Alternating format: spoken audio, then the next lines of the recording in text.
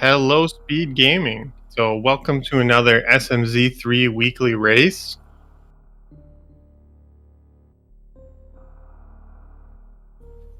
Today we have Asner versus Aussie. Two, I guess, Canadian legends here. Two legends of this game. So, this is kind of a treat that we got both of these runners here on Restream.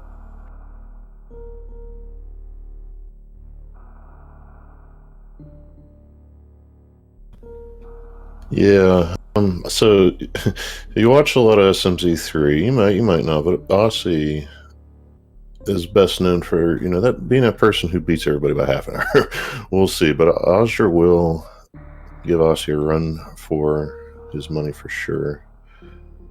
Here tonight we got hard logic, meaning there's a handful of glitches in Super Metroid that can be required, like the old famous speed booster behind speed blocks. That's a good one. Yeah, we got some glitches that are expected. So, some easy things, more like the mock ball, that most everybody who plays this game is familiar with. But also we'll be more likely to see hell runs where they're going to have to run through Norfair without the Varia suit, and we'll be more likely to see suitless Meridia. Yeah, so like I always point out in the hard logic, you have two checks immediately available in Super Metroid down the elevator there. However, neither runner opting to go for it right now. In normal mode, there's only one. The other one is attainable but out of logic. But nevertheless, we'll see that probably a little later on here. So Asger going up to check Uncle, and Aussie heading over straight to Kakariko. We have, I think this is Trunks from Aussie. I'm not sure. It looks like Trunks to me. Or maybe it's another purple-haired character. There's a handful. I don't remember all the little. We had a 5-6 crystal desert there with a quick little map check, a regular one at Hera, and it was something red at Eastern. Was that the other 5-6 or is that dependent? Did you see? We did also just get a sword, and there's a gravity suit. Your uncle goes swimming. So this is a pretty good thing to find immediately. Honestly, getting a sword really early like that's really nice. We're gonna see Asner is just gonna go right into the Hyrule Castle checks here because he has that sword. Yeah, it's a good call to be sure. You don't have to worry about figuring out what kind of weapon you're going to come down here with whenever you have a non-depletable in your hand. So, and then there's actually finding some nice early money that'll help with the go halfway to Zora and the bottle vendor and get to be able to do that right away. So. Yeah, with the bottle vendor, and I think especially with SMZ3, it's buying those bombs. Yeah, I mean that's especially true if you're used to Z3 as well, because you might see some of those bombs in the junk pile, so to speak, in Kakariko Village, but chances go down here in SMZ3 because of the SM items getting mixed in.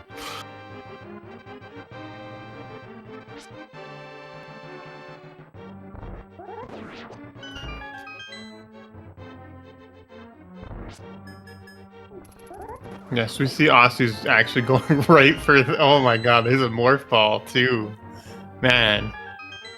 We have an early morph. Sorry, go ahead. Yeah, no, that's just going to open so much. Yeah, that's a morph ball in I think the boomerang chest. Aussie, meanwhile, is just going right to buy some bombs here before doing the rest of the checks.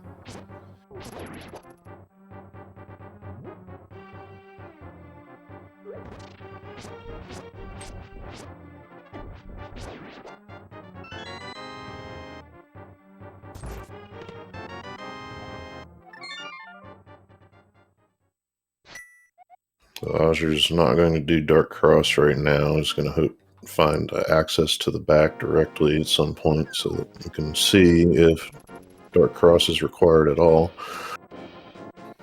Yeah, ideally, it's going to be a key or a map there. We see Azure choosing to delay Kakariko. I like this a lot. You kind of want to delay it until you have like a bottle or some money. And because he has these bombs and that's where he's able to make that play. I've never really seen Uncle actually work out so favorably for a player before. And that gravity suit too to go along with, you know, all the other SM access. That's pretty nice. Now Aussie did come up with a shovel there in the well. So talking about those checks that you can do, you know, in the Kakariko group, I guess that's sort of one of them. Might just grab it on the way out here past race game.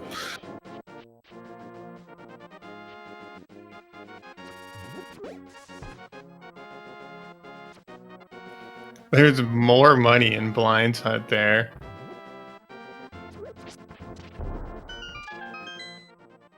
So we don't have to worry about farming up money in a rupee cave or anything today.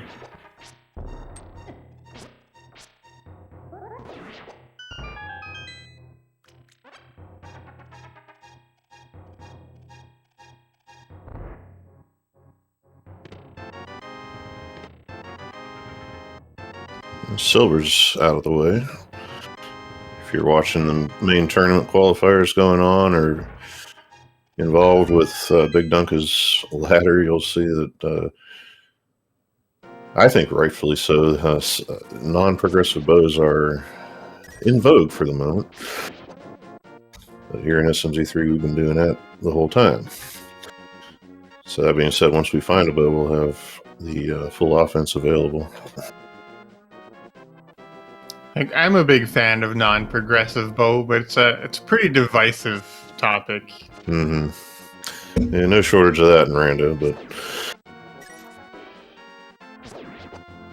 we're giving it a good run right now, that's for sure.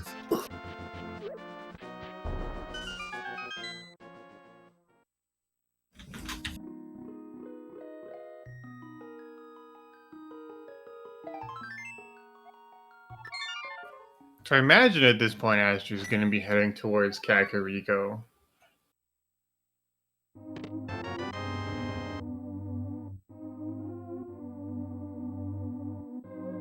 But I'm not sure if Aussie's going to end up having to... if he'll be heading towards Hyrule Castle or not.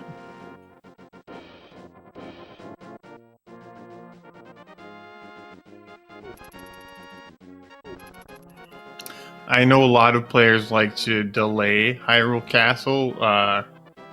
Seems like almost indefinitely. Like people will take 1 or 2 hours to get there. And depending on the seed, that can be real trappy.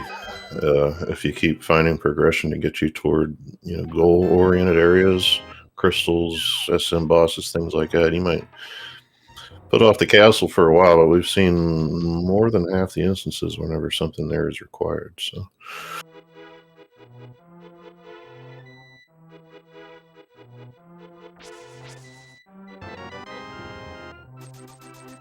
Sure, picking up that 300 grown in the forest there. Nice organic money. He's farming. Yeah, absolutely.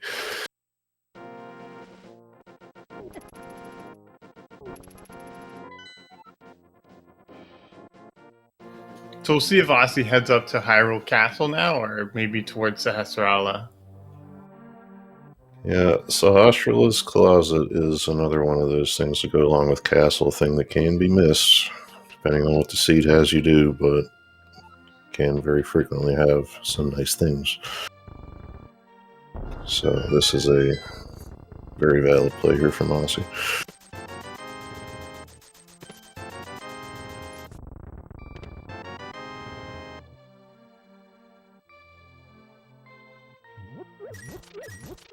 Doesn't even take too long to get to. You know, going through Eastern would be the long one, but that would be a space jump and an ice rod. And did I say nice things in Saha's Closet?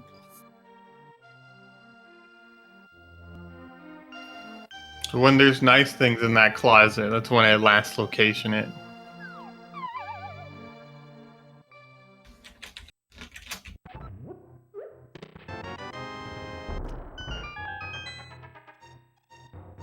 As do we all. He is going to be heading all the way into Eastern, it looks like.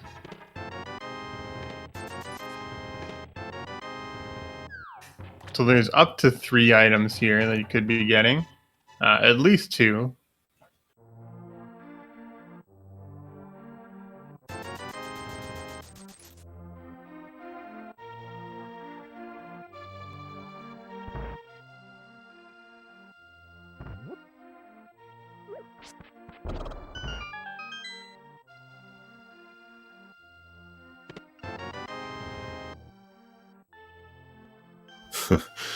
So, question from M. Keystone: Morphin Gravity, very, very quickly.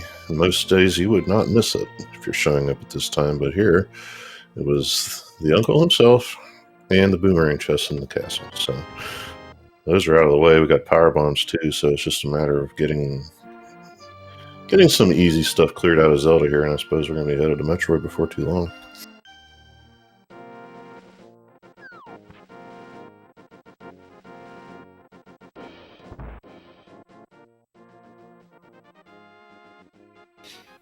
I'm wondering if Azur's going to be heading into Super Metroid after this or not, or if he's going to also be checking Sahasrarah's closet. It would behoove him to do so, not that he knows that, but space jump. Nice thing to have.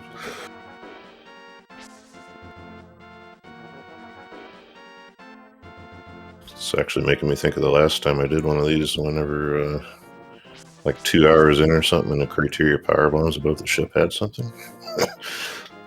That would be our access to that right now.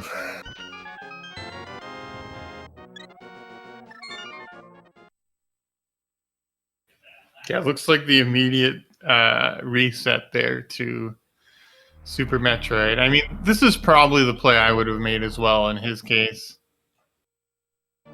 Mm-hmm. Yeah, and then you're looking at, we got all the ammo, we have a suit. Can we get in a wrecked ship? I think Bowser can do it.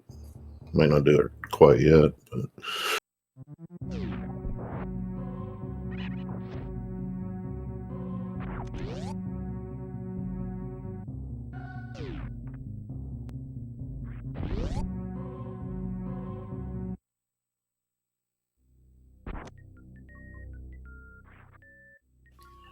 Nothing on Bomb to Rizzo today. It does look like Ossie's going to end up getting funneled into Hyrule Castle as well, and also to Super Metroid. So he won't end... Oh my god, there's the boots. Wow. That chest, sometimes, I tell you. Oh, Yeah, that's Go ahead. I guess that's going to make up for Eastern otherwise being fairly empty.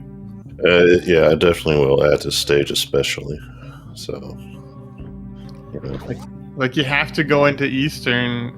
Like he's going to have to double dip Eastern, but those boots are very, very welcome.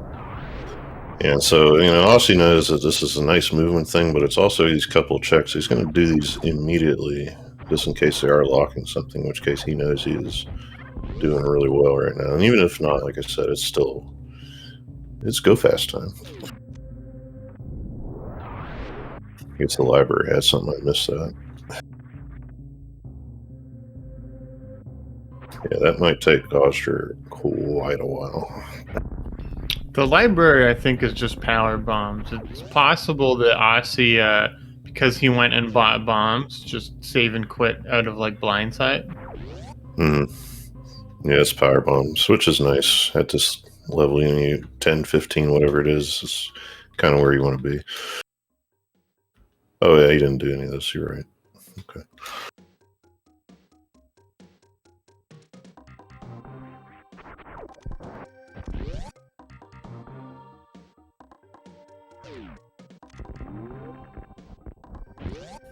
So there's a screw attack under the bridge in the early Supers room. The other part of the, I don't know, I like to, screw attack and spin, space jump. That's what it is. I like to group those together, though, two nice things to have as early as possible, if you can manage it here in Super Metroid. Space jump is nice to have. I don't think it usually saves that much time. Yeah, I mean, it probably just me talking because I'm the one who needs it for easy access to things. Like here in Hard Logic, there's a whole bunch of ways to get in the X-ray check, which is one thing you hate to orphan, but it just makes things like that so much easier. Yeah, that is a good point. The X-ray check with one tank, I imagine Asher's not going to be going for that, since he'll be taking full damage from the spikes currently, whereas Aussie will just be able to space jump through it. So if that's something important, that could be pretty big.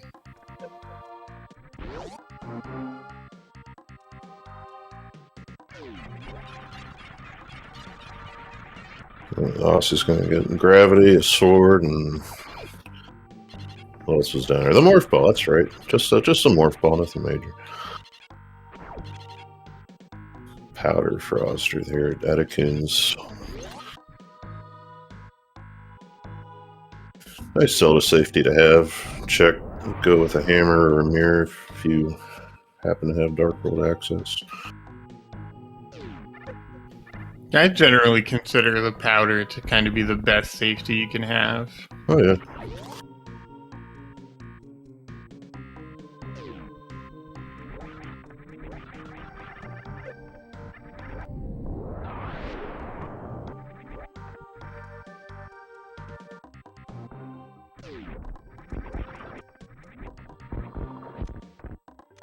Mission Impossible, just turning up some missiles and 3 bombs on the outside. I'm wondering if Aussie's gonna take this opportunity. I mean, he's got sword and boots and everything. He might try to go all the way to the back. Yeah, it's possible, with no glove yet found.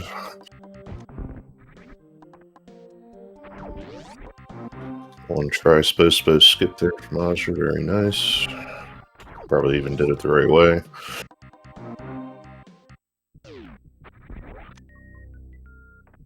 Some vanilla supers.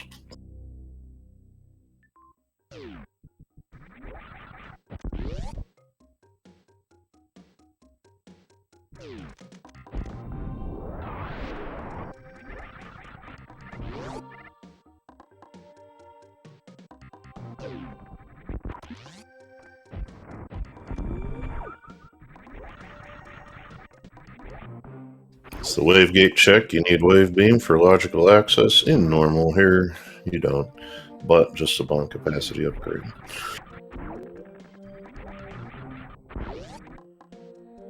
And Aussie does indeed look like he's going to go ahead and death warp out of here, go Dark Cross, and through, if it's a key. Oh, we already have a key, never mind. We got a Master Sword there, above the charge beam. That's pretty nice. Yeah, there was one there yesterday, same spot. It's a popular location. Apparently.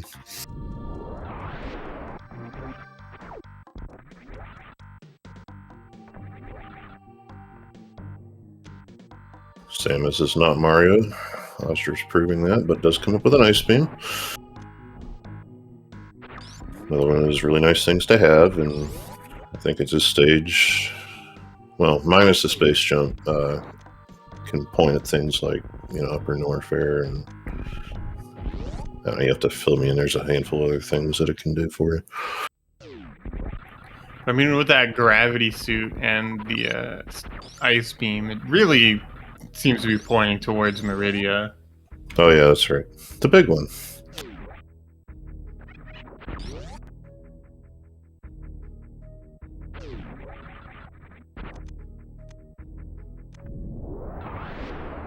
It would normally be a big piece of a suitless Meridia. Asger does get that nice little jump off that crumble block there to get into Spazer a little bit faster. Yeah, I'm going to write that one down and then promptly not ever figure it out, so that was pretty neat. So it doesn't look like there was anything too useful in the back of the escape there, but still good to know. It's good to get it out of the way while you're there. Mm-hmm. You've been following along. You've seen, like I mentioned before, a lot of burns happening with Sphere 1, 0, whatever you want to call it, checks here in this combo randomizer.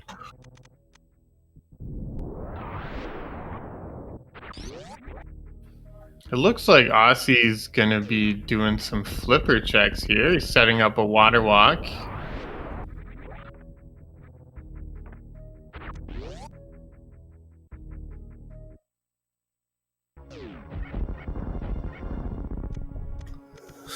I've somehow never seen the bush strat for that, but is going to go ahead and store that water walk. I guess just, is this for Zora Ledge? In case there's something there? I think it's gonna be so he can get the waterfall fairy chests. Since he doesn't have the moon pearl. I'm gonna have to see what he does out of here, and Ozer's over there just, taking down Cray, no problem, quick kill. Okay, see, Aussie is not fake flippering out of here, is in fact going to burn a water walk. To my knowledge, you can still keep your water walk from there, but there's still a lot I don't know. It gets you down here a little faster, and then, Zora Ledge is nothing, which often it's not, and no big deal, and you gain some time, I guess. Well, Aussie will have, compared to Azure, going into Super Metroid, is he has that space jump, and I think he's found at least 2 more E-tanks as well, so that could end up being pretty big.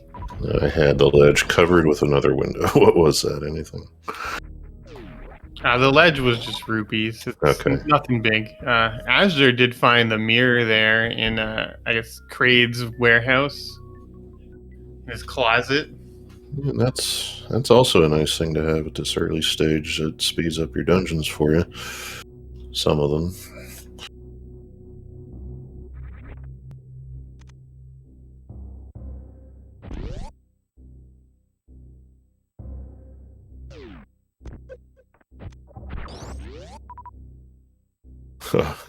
Sure. With the wave beam still swagging the Sova there to get the door open in time. I can appreciate that.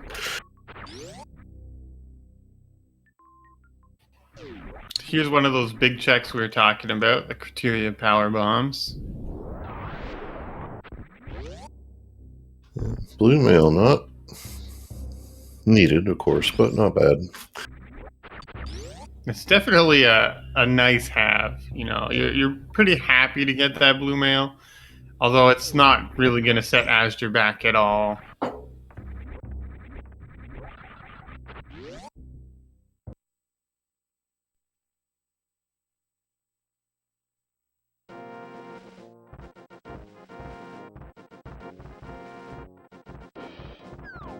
Roger's going to clean up a little bit of the mountain here, starting with the old man. This is out of logic without a lamp, but you rarely see anybody bypass this.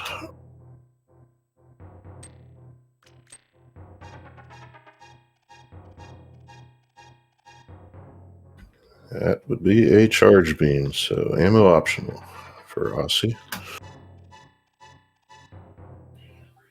Generally, you find quite a bit of ammo in this anyways, but that's still very, very nice to have.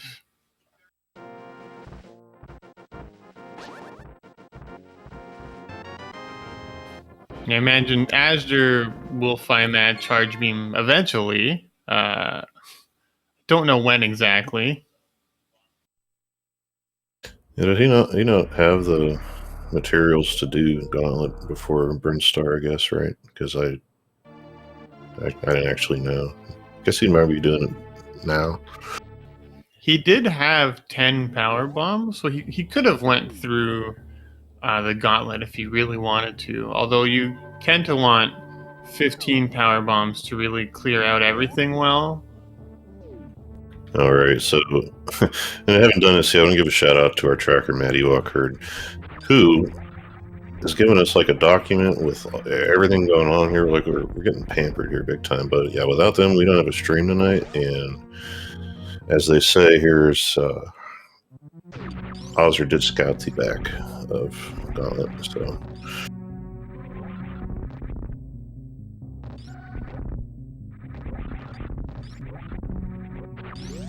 we get the charge beam here and might go back the other way. Yep. Might be a play to wreck ship before too long. Yeah, I imagine it'll be wrecked ship, but it could also, I guess, be like retro Brinstar. Nobody's checked that yet as well.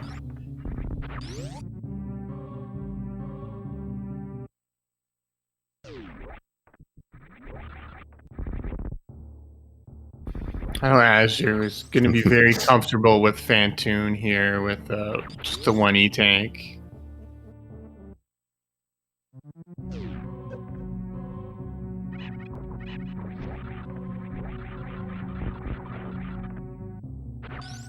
Yeah, it is looking like it's a retro Brinstar play. So we're going to see the old Mother Brain check. We're going to see the Morph Ball, what's behind it, and what there's Alpha missiles, the Taco Tank in the ceiling, the Beta missiles. There's so many checks actually down here. It's just a little bit annoying if there's nothing, or if there's like a mushroom, and you just feel obligated to bring it back. Yeah, mushroom shovel is the actual worst.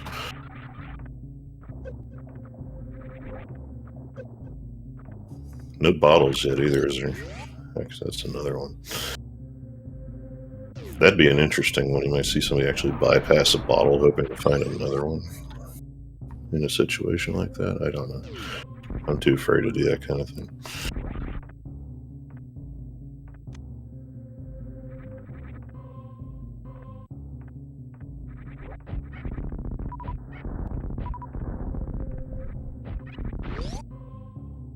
To be honest, Matt, I missed it too. I was gonna say probably not much. Thanks, Farfleet.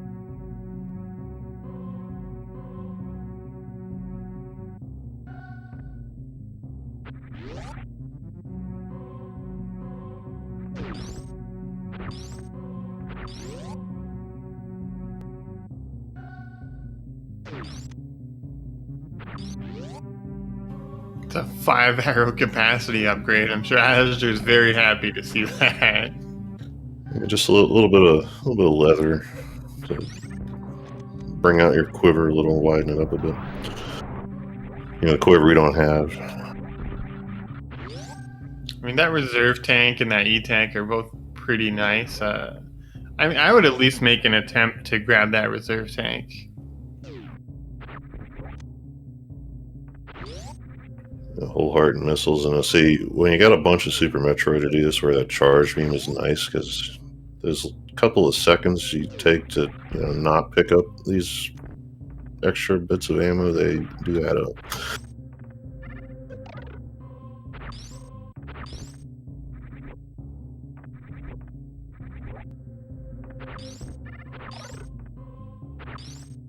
That reserve tank has got something in front of it. I don't know. We're gonna have to check that out a little later on. Interrogate that thing.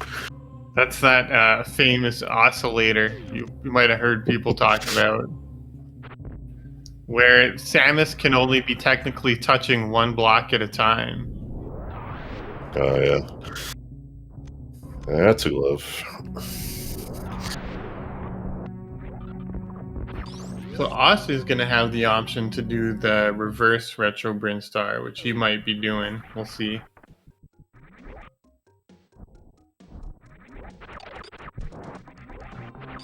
Yeah, it makes pretty good sense in a situation like this, and it's in fact going to pay off here too. So it's just the glove, but we need it. And then we'll see. I'm interested to see where Azure goes here. It does look like he's coming back up, so he's going to be checking these 3 items, and then I guess going into the wrecked ship. And then Aussie will very likely also be heading into the wreck ship here. You're just making that red tower climb look absolutely ridiculous.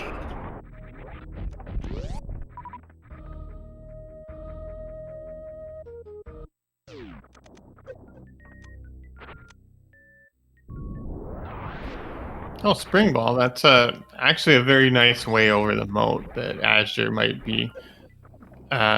attempt here, rather than going for a CWJ. I want to say gravity jump works without a high jump there. Yes. Yeah, the gravity jump is he was probably going to make an attempt at the CWJ and then gravity jump. Mm-hmm. But now he has a much more lenient where you can just spring ball over the moat. Yeah, and then I guess scrap jump would be your third option, failing all that. Yeah, if he falls into the moat, then it'll be a grab jump.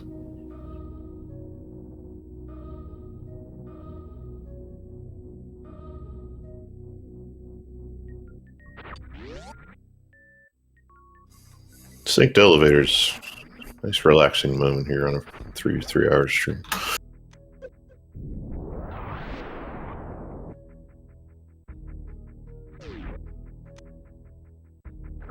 It does try it, and that item mess you up a little, but no big deal. It's a bottle, though. He got like I think he was just a little bit too far, and he got some kind of like corner boost.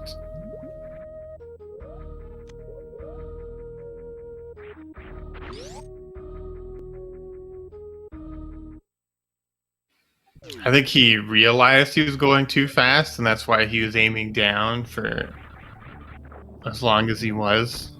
Because you move slightly faster in spin jump.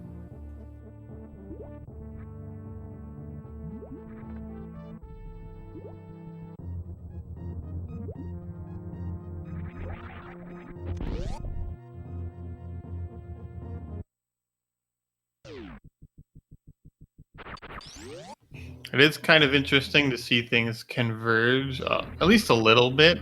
Azure having done a bit more of Super Metroid, Aussie having done a bit more of a Link to the Past.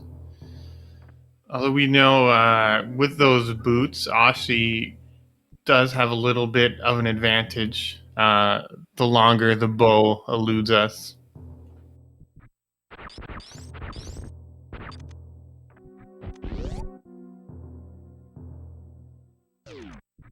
Just want to point out too, we still have 10 entrants in here, and for Monday hard mode with everything else going on across speed gaming, this is actually a pretty good turnout. And I want to mention it only because with the spring ball and the ice beam being found, if anybody decides to skip Uncle, they're going to have a bad time, as we say, because they're going to think you got to go to Meridia suitless. No, absolutely, but.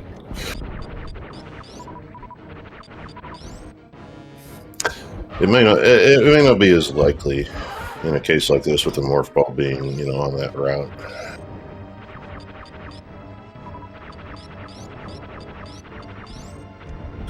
But I have seen it.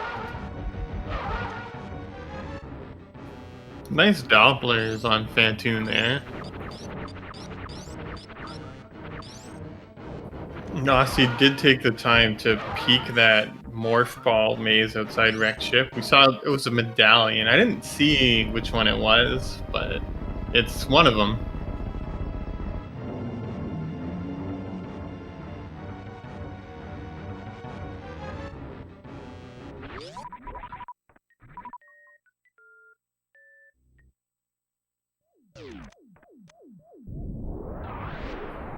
Yeah, Azure had a very nice, I think that was a 3-round Fantoon. We'll be seeing Aussie's Fantoon in just a minute here. Yeah, you'll take a 3 anytime you can get it, and that all being the case, if you missed it, instant replay coming up. With the exception of the fact that RNG can differ between each runner here.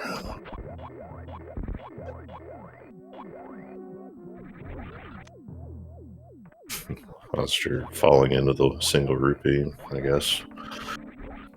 That was important. He needs that money.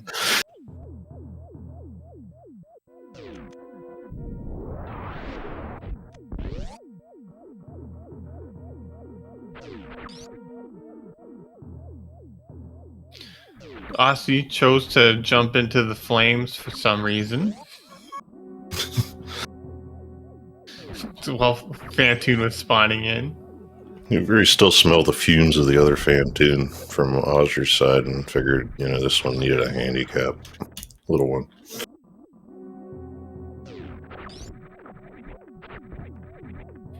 When you have the gravity suit like this, it's really quite comfortable to fight, since you take, I think, like 1/4 of the damage or something.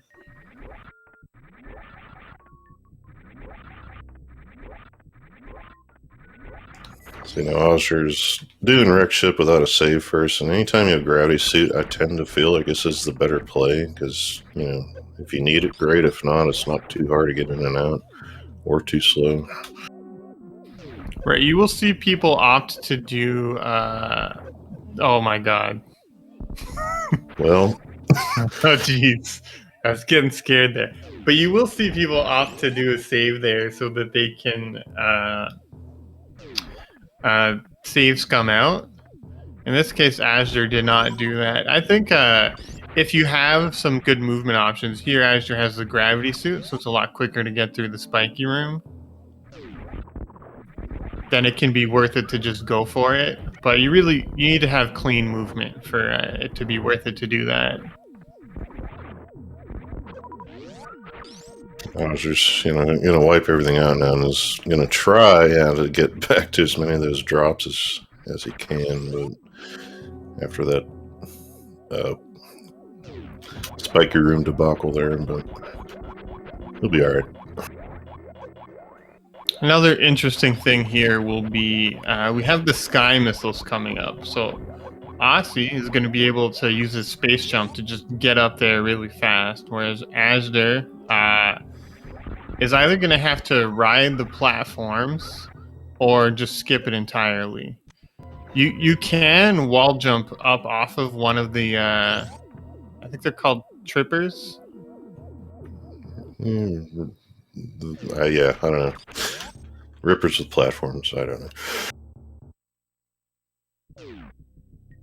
Yeah, you can jump off the middle one to save some time if you get the timing right. It's not, as easy as just, a block, but barring that, it can eat into Ozer's lead here pretty good. Yeah, he does have yeah, so it is quick. Chat was correct.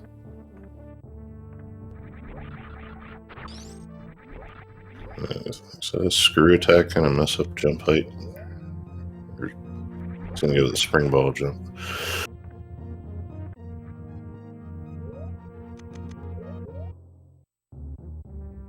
And just misses it. Didn't get the spring ball jump there.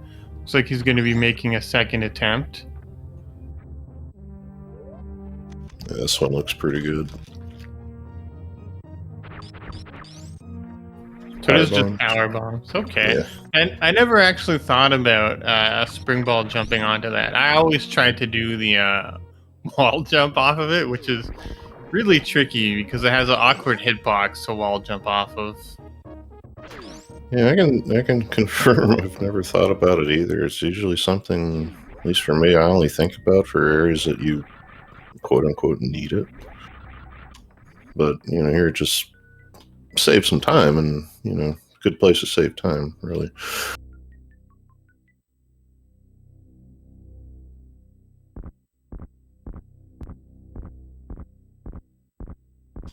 Definitely not as finicky as trying to wall jump.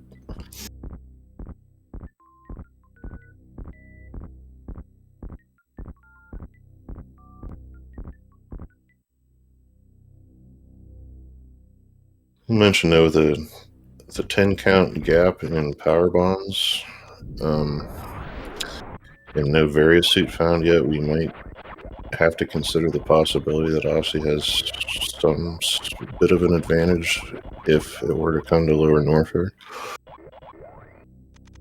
with the crystal flash availability. Yeah, we do know that Aussie as well is just very comfortable with lower Norfair. Oh my god, the Moon Pearl. All this wrecked ship stuff required.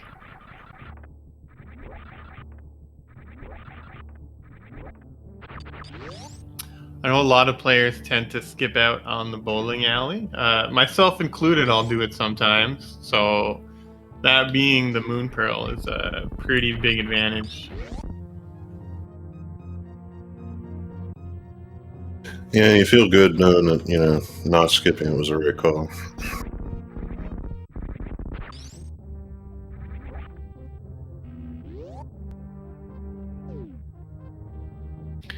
It looks like Asher. So there is a glove, a mirror. There isn't really Dark World access yet. Well, I guess there is technically. I mean, you could get through Batoon and through the Meridia portal, but you don't have. You'd have to fake Flipper from there. Yeah, it's a tough call. Nothing logical yet. I was trying to think through things. Aghanim would need a lamp as well. I mean, logically.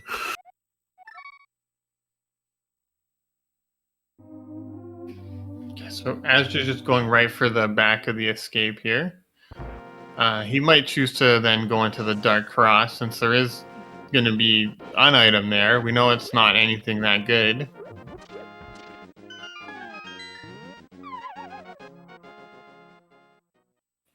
And there is a chance that he...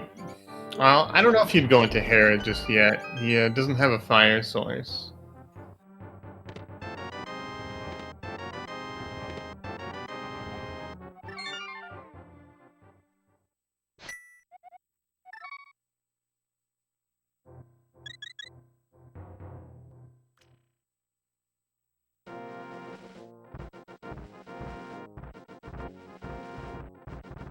I'd say mirror in hand, I think we at least look at it, but it's going to go ahead and do this lower Norfair entry stuff first. Yeah, it looks like he's checking Ice Beam and this Crumble Shaft item. He's got to be heading into Meridia, though. I feel like with the gravity suit, rather that he'll be doing that rather than Hell Runs. Yeah, it's got to be either that or go back to Zelda after these two here, which, by the way, these two here are supposed to require, speed booster if this were normal logic. This is perfectly logical here with the amount of E-tanks we have. Some nice little spring balls through that room.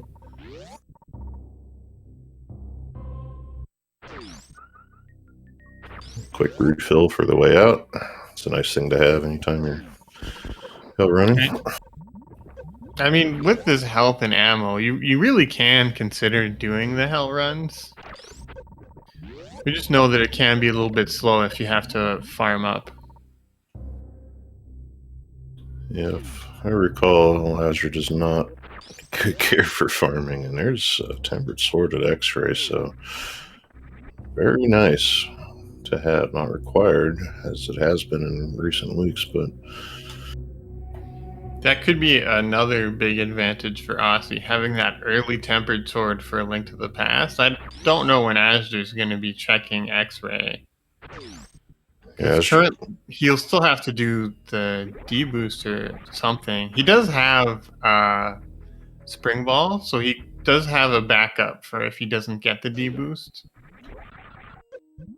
Yeah, there also may be another sword, nearby or not, but yeah, the longer Aussie has a Tempered Sword and spends in Link to the Past, the better.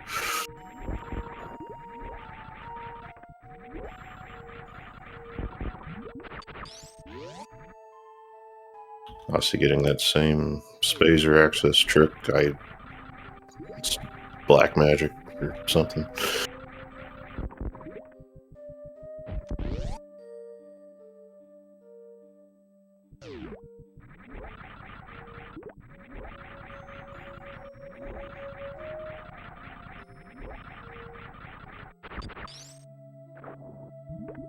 Mama Turtle just with a heart piece and 300, neither of which we really need. Yeah, it's not worth it for Azure to set up like the Spring Ball jump to get that money. Oh yeah, I keep forgetting. doesn't have space jump. Yeah, he is also going to have to gravity jump here up Mount Everest compared to Aussie, who's going to be able to just use a space jump to get up. So that's a decent little time save. Asger a little short, but gets the backup wall jump there.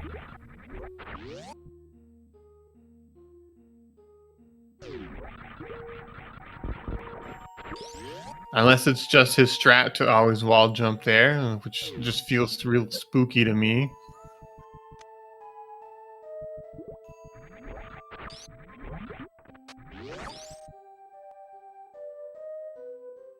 I mean, considering the jump that he made into Mount Everest there, from the left side, I haven't seen that before either without a space jump, so wasn't going to say nothing. I figured, I guess, just the MO.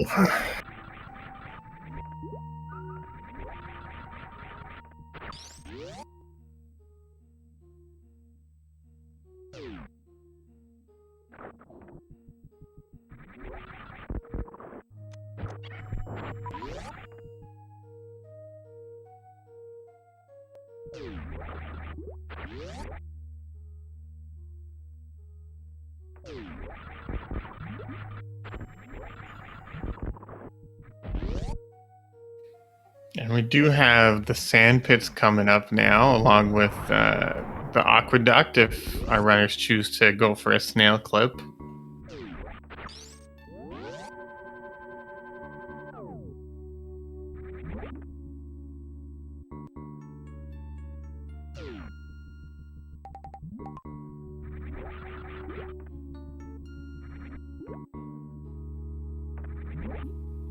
Yeah, it does look like Azure is going to be setting up a snail clip here. Oh, he's doing it in the other location. So this way he has 3 attempts at it.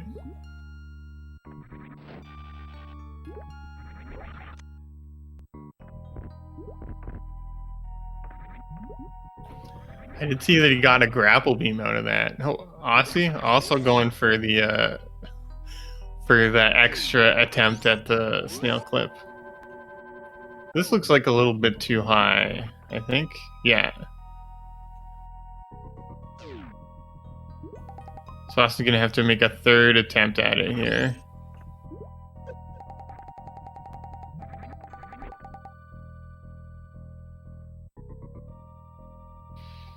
Does look like he wants that grapple beam if he's bothering to reset it.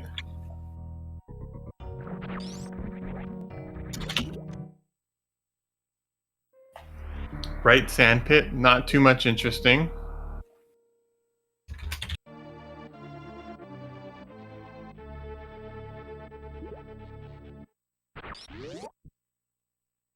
This is a lot trickier with the out high jump boots, but Aussie does get it there. Gets that grappling beam.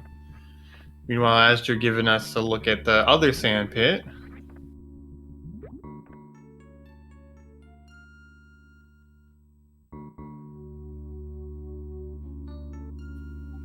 Aussie actually just choosing to ignore sand pits entirely, and he's going to be heading right towards Batoon and Dragon. Oh, there's the bow. Okay, so Ashdar, if he's grabbing this bow, he's going to be... Good chance he's leaving Meridia.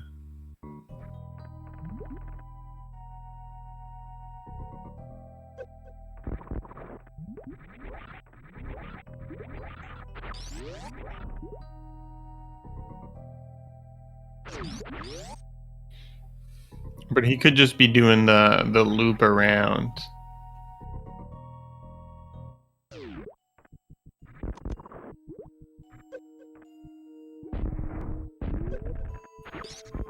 Takes only 2 attempts for that gate glitch.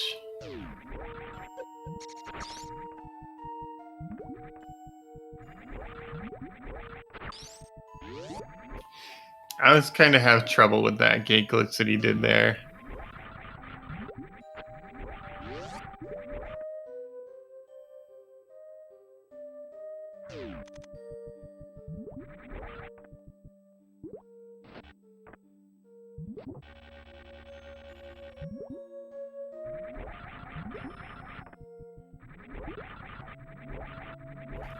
That time choosing to do some grapple jumps there instead of doing the gravity jump. You see Aussie picking up more power bombs go along with that whole, may need to take the Grand Hell Run here at some point. I mean, with 40 power bombs, he's got screw attack, he's got space jump. Like, it would be nice if he had speed or high jump boots. But with just this, like, he could definitely make it work, especially with that grapple beam for farming.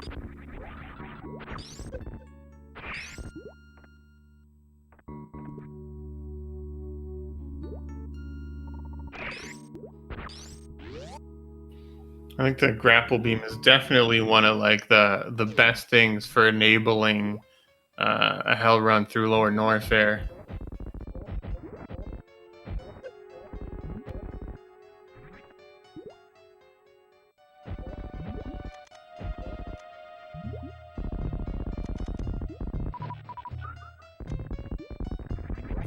Nice quick bot tune there from Aster.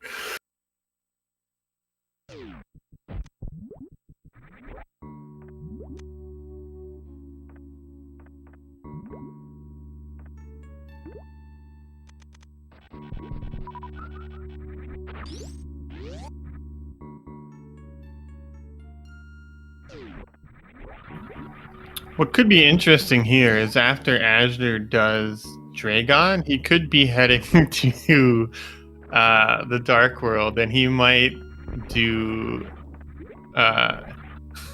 He might end up actually doing that fake flipper that I talked about.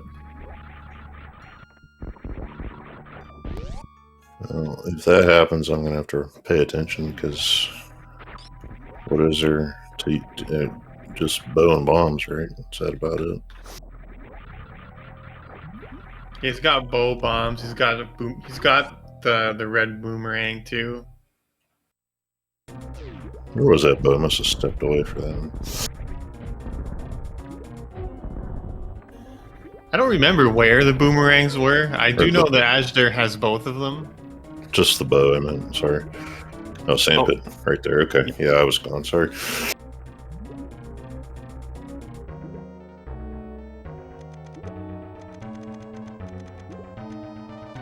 So you know what? I think now's a good time. Seema, what's go mode? What do you think? What is go mode? What is it gonna be as the go mode item? When what? Yeah.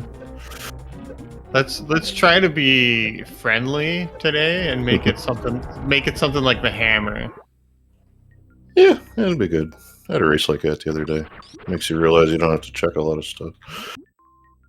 Now it was in Thief's Town, but what do you think it's gonna be? Red King. Yeah, that one's probably a little bit more likely. Yeah, it's a safe pick.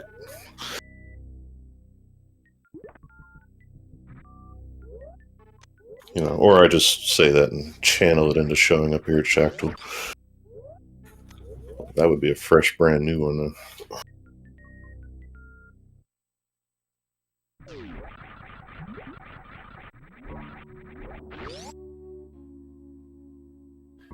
We'll see if Aussie is a good Canadian or if he's a heartless monster and chooses to kill Shaq Tool.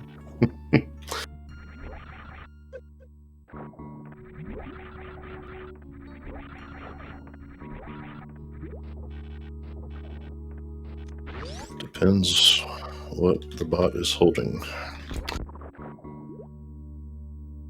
I think.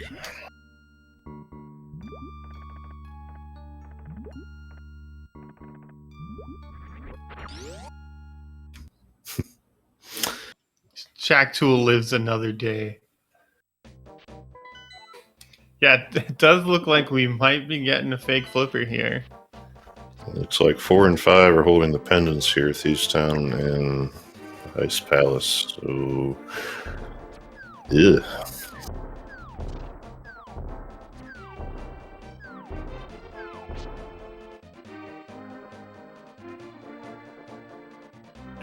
Oh yeah. I forgot you could do this just like in the light world. Never had to do this, so.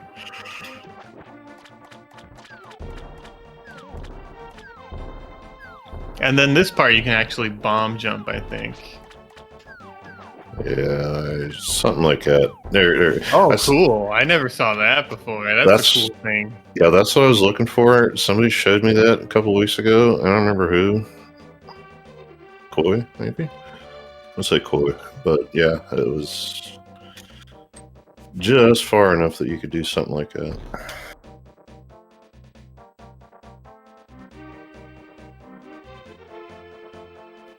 It's got to be some like cross keys tech or something. Probably.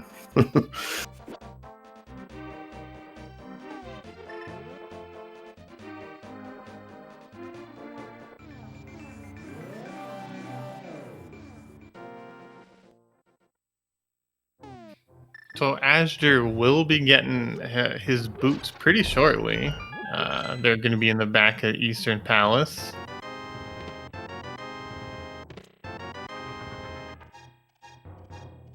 And then, of course, we can ask later, but, if it were me, I'd be thinking, okay, crap, I wonder when Aussie got this.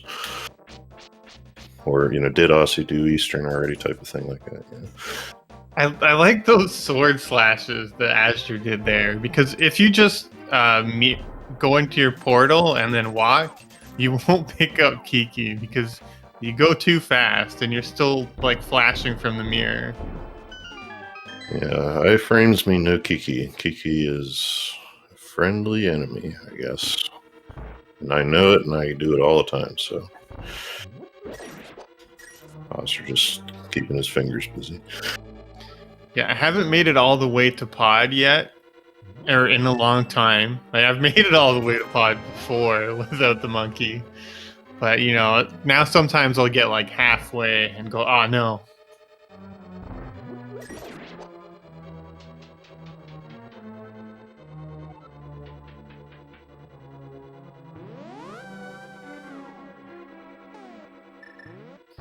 So Aussie's going to be heading into his crate. He'll be getting that wave beam that's behind him and the mirror that's in his closet. We'll see if he gets the quick kill.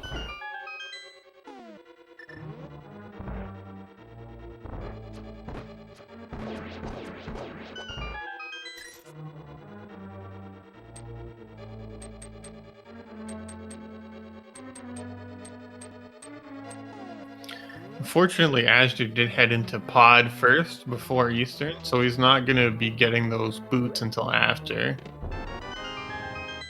Yeah, when you have a mirror, it's pretty standard, even if you're getting here with a bunch of weird fake flippers. And it's another thing, I'm sure Oster's well, into the process of doing this, but is going to have to keep track of, what exactly puts all this into logic. Oh, this is really interesting that he chose just to check the Bollock side first.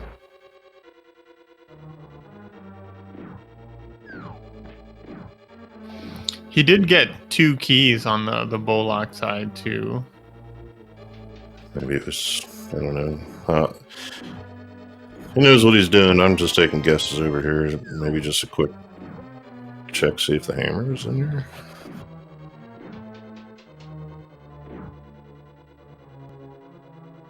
As in, don't go too far without it, kind of, maybe, I don't know.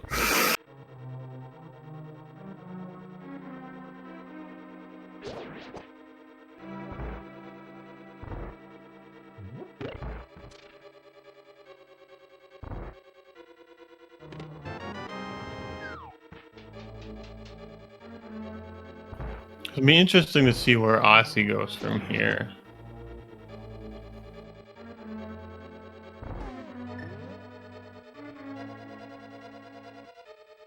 Quick switching off of the ice beam, I'm able to confirm to myself at least that none of this was touched yet on Aussie's side. So yeah, we're going to see all this first, but with the power bomb pickups and everything, we could see a lot of this. Yeah, it'll be interesting to see if he heads towards Death Mountain to maybe do Hera, or if he's going to be heading towards Bubble Mountain. One thing is, did Aussie go to the mountain yet? Yeah, I don't think he's saved the old man yet. Okay, yeah, so that might come, and then you might have to refill power bombs once that's done. If that is the plan.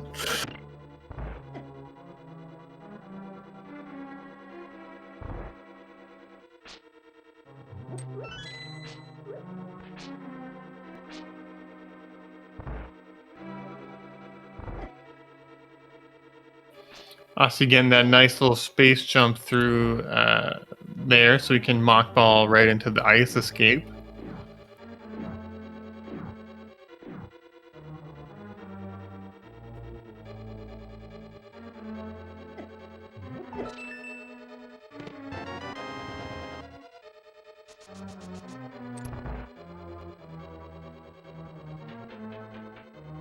Well, if nothing else for Austria, this is one trip through Eastern, not two, which is nice.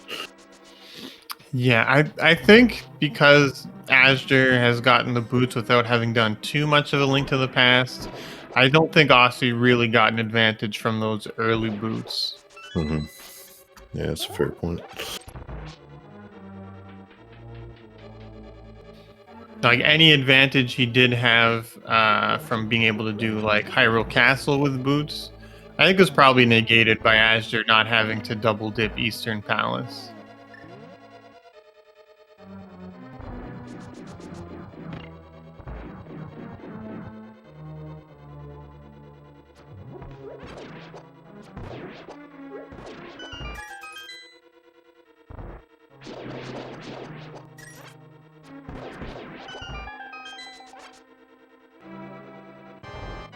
Silvers, you know, you don't need them here in Eastern, but they do all kinds of things for you, like cutting down arrow farming you gotta do, especially after this boss.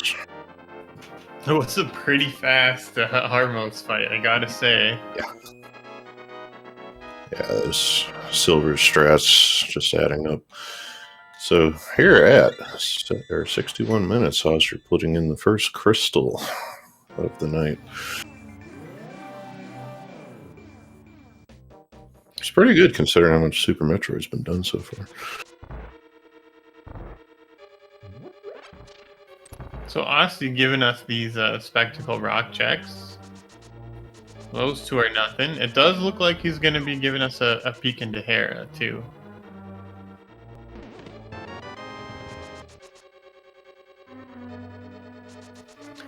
Hera, I think Asher chose to put off because there wasn't really... Potentially he could have done absolutely nothing there if there's just like a key and a map. So we'll see what's here in the basement cage and in the lobby chest.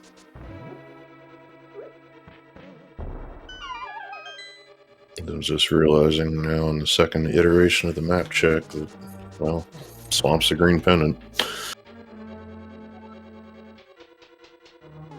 You know, I don't know if the dense dungeon with being a green pendant is what you want to see, or something like Mire. I don't know. None of them sound really good to me. So we got, there was a big key in the basement cage, so we do get to finish Hera, and there was a Spazer Beam in the lobby chest, so that's always nice. It's extra damage at this point. You're not really going to turn that up.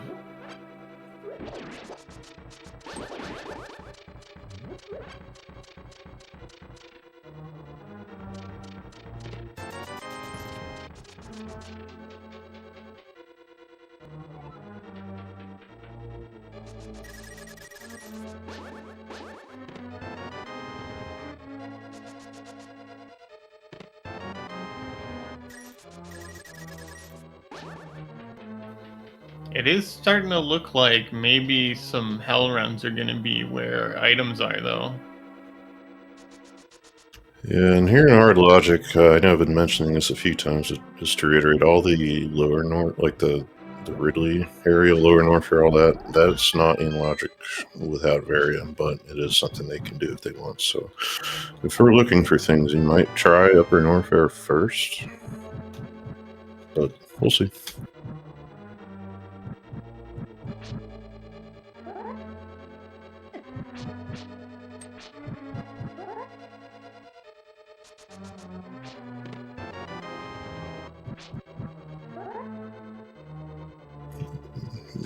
Rear end of pod here, not paying off too much.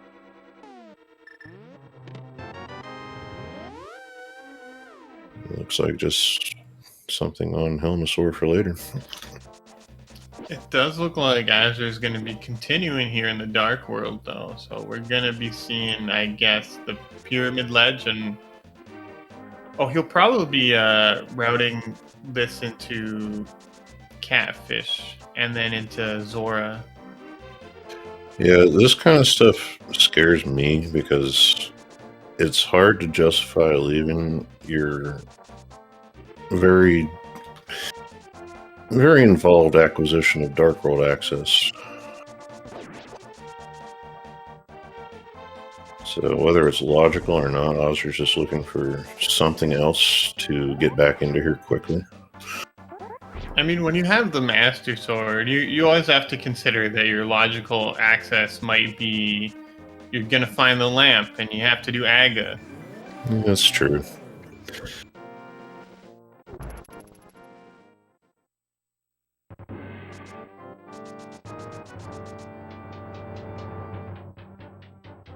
This is a start cross check. This is the best time for Osher to do it since it's left on its own.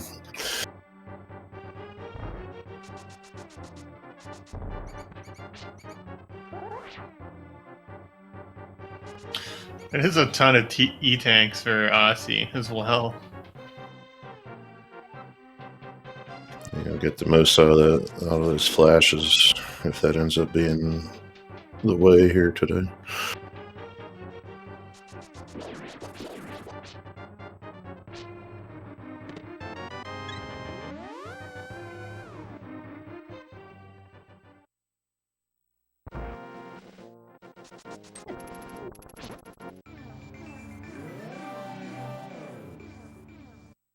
And there is a red cane with the speed booster. I mean, that's a nice item to have. It doesn't quite unlock anything just yet, but it could. It could pretty soon. Yeah, I think its only unlocks are also behind those of Mitts. And then there's, dungeon tricks that speed up dungeons here and there, but...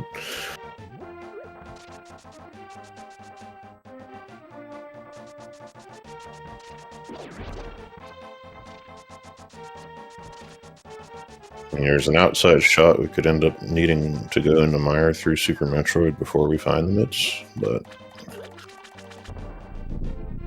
Well... Honestly, just piling them up here at this point. So it looks like Upper Norfair was at least part of the solution to this.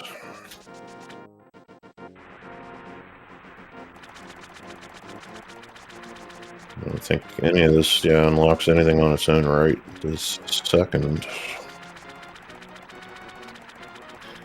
Yeah, we'd already done the flipper checks that we already have, so it's looking like it might be Crocomire then.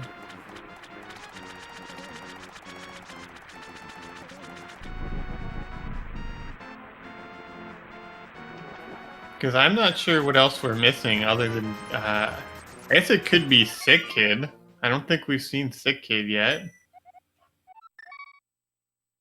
Yeah, especially in SMZ3, I think in terms of whole areas, but indeed, single check like that could be a thing.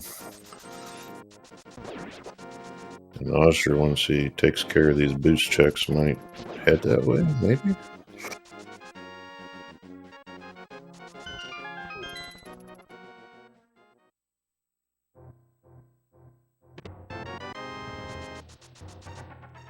So as again, and Nico points out, that's logical Dark World access there again through Meridia for Aussie, those flippers.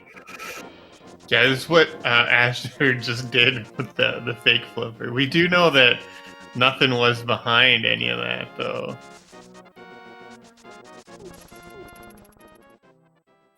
At least not yet.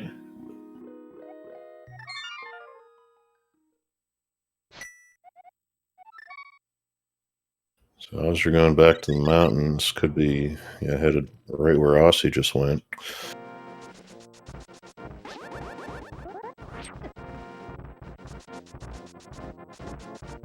Indeed.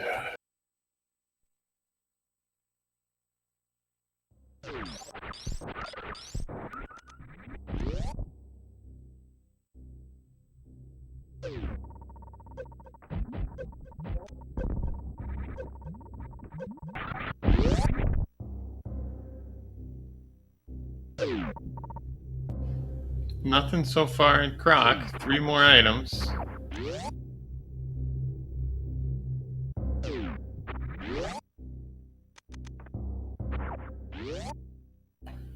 Choosing to save the cosine room for last.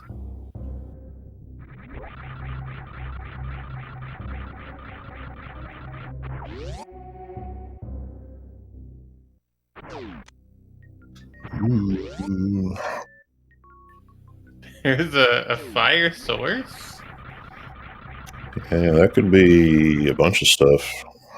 And There's the other fire source. There's a bombos. So, a long way from an Aussie's logicals chain it is, but Skullwoods. Yeah.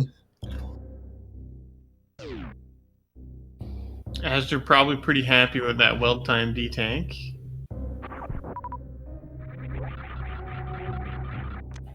I don't think the fire rod got anything unless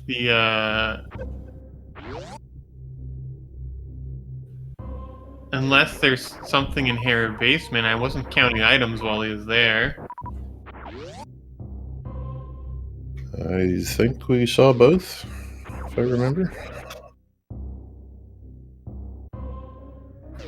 So Croc is required, but I don't think it was the logical progression item.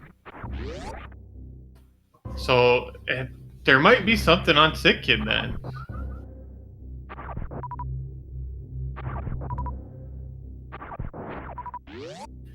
There's a good...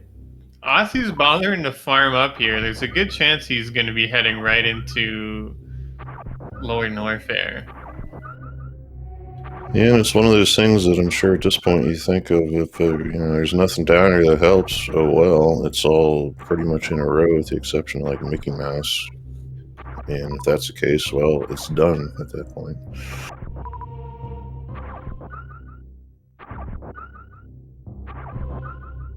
But I'm still putting a little bit of my money here on Skullwoods. I mean, kind of hate to see it whenever you got to get there from clear southeastern corner of the map. But I mean, how are they supposed to get the Skullwoods? You need the hook shot to get over. Oh, you did? Oh, that's right, you did. Never mind. There's one of these per day for me.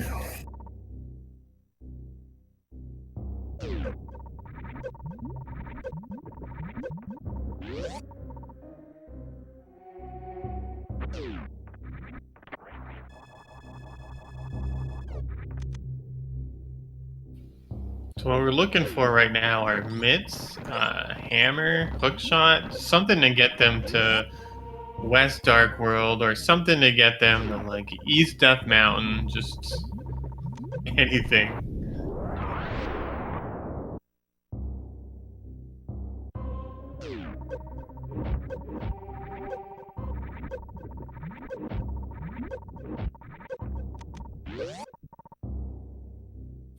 Yeah, chat did point out that I don't think we've seen Agina's cave either.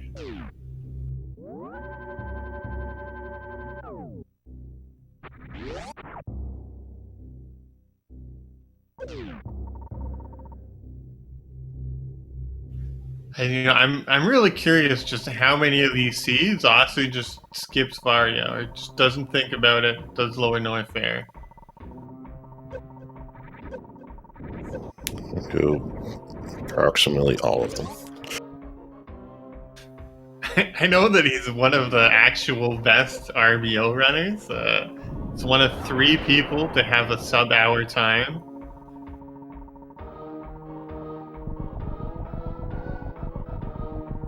And video with the point there, you can mirror from Meyer to get Agina's cave. And yeah, Aussie probably knows that as we speak, but getting into flash territory here. Well, you have to drain reserves, but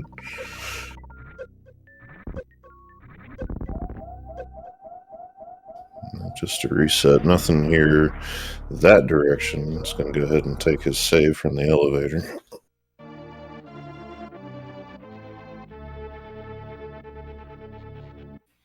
As they're choosing to save some super missiles here on Crocomire, I wonder if he's thinking about going through Lower Norfair as well.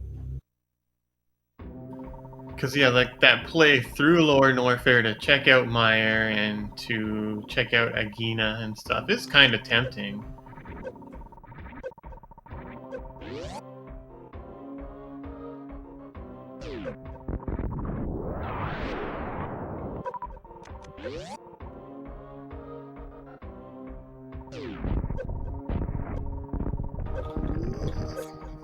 A little stuttering on the great gate glitch there, but does get it before too long. We'll be able to check screw attack and hopefully get through to Meyer with that energy refill there. Just $20 down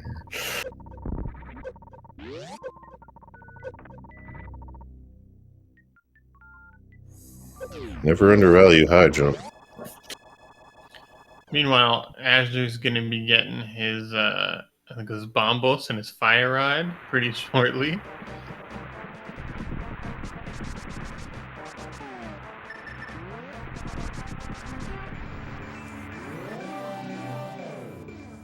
So we do have the pieces to finish Meyer. Quake being the entry, so that's nice. Yeah, I think the only logical checks right now are the Sick Kid and Agina. So this is one of them. Do you think Agina's holding on to anything good for us? I wouldn't even know at this point, honestly. I hate to see it be Very or something we can already do, but well. Did you say something about Sick Kid? Agina does. He says, hey, go see this guy.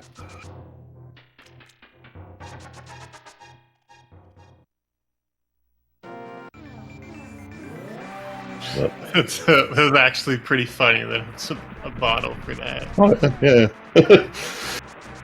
Aussie unfortunately can't do that right now very efficiently. It does look like Azure might be following Aussie right into Lower Norfair, though, since he's also doing this farm here. You weigh out density, logic, and what you can actually do. This is kind of the choice. At least now that I remember, you can't do the flipping less Dark World.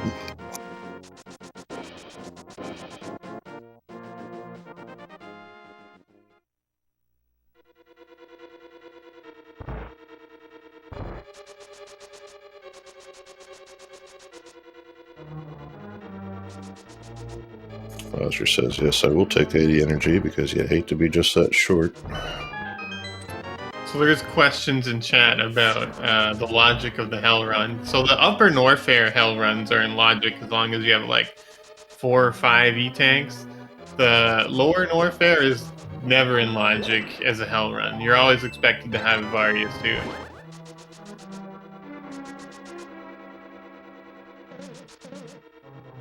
Yeah, I think Aussie's just hoping for something here at this point that we need for this or something else. If not, we're gonna have a key. Well, yeah, we need to.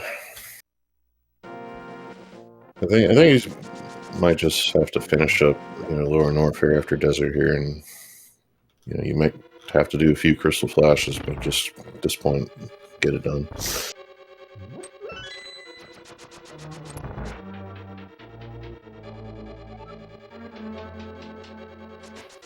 know that both runners are very capable of this. Oh yeah, they are, and I mean, I won't touch it.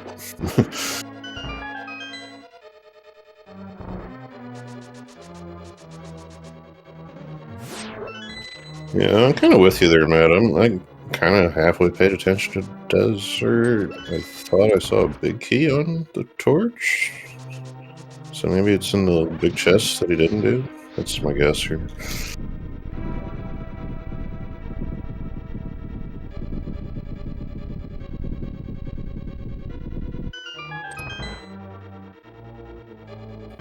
A lot of times when you have the big key, sometimes people just go right to Landmolis instead of doing everything else, hoping he has an item. Yeah, so like Safa with your question's answered above there, but since Landmo did not have the item, you'll probably see him head back into the big chest. The only little hiccup was, forgetting that as part of that process, you didn't actually get a small key, so he tried to knock on the door, it didn't work. I do that from time to time, part of the autopilot procedure. Azure also getting that bottle. The difference here, I think, is that Azure now will know that Sitkin has to be something, whereas Aussie still has East Dark World access through Viridia on the table.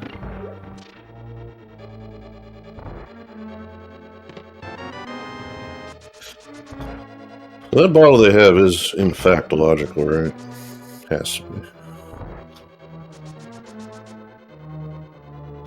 That being the case, I still kind of look at that bottle again and I go, oh, hey, sick kid. Kind of like when you have Aghanim access, logically, and you already have the way through to it, but then you get, like, you have Master Sword and then you get the cape on top of that, and then you get another sword. It's like, yeah, go do it. I think there's a good chance that maybe Aussie's gonna check Sick Kid first, just because it's so slow to. It's gonna be so slow to go to East Dark World through Meridia.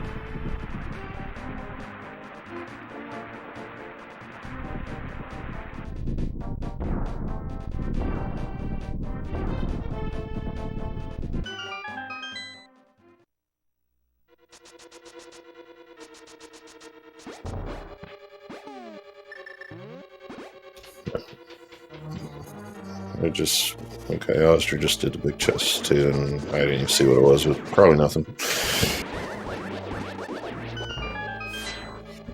Sometimes I tune things out.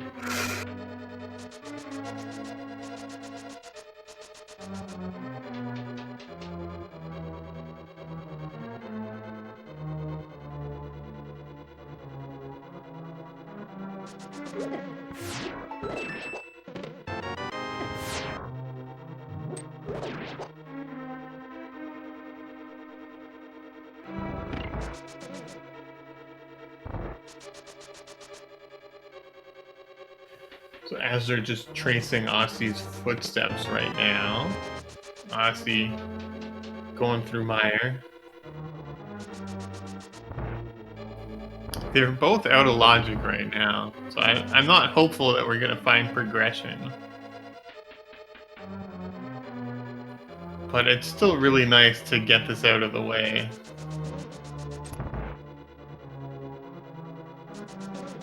Yeah, it's a thin dungeon, but when you gotta look for a big key anyway, you just hope to run into whatever items happen to be in here in the process. So Aussie checked GT first before coming to do this, whereas Azure just kind of did the gate glitch, checked the screw attack item, and went into here. So it's going to be interesting to see what he does. Like, if he goes to GT after this to see the two items, is he going to bother to fight GT, or is he just going to reset out and then maybe head to Sick Kid? Or does he want to complete Lower Norfair while he's here?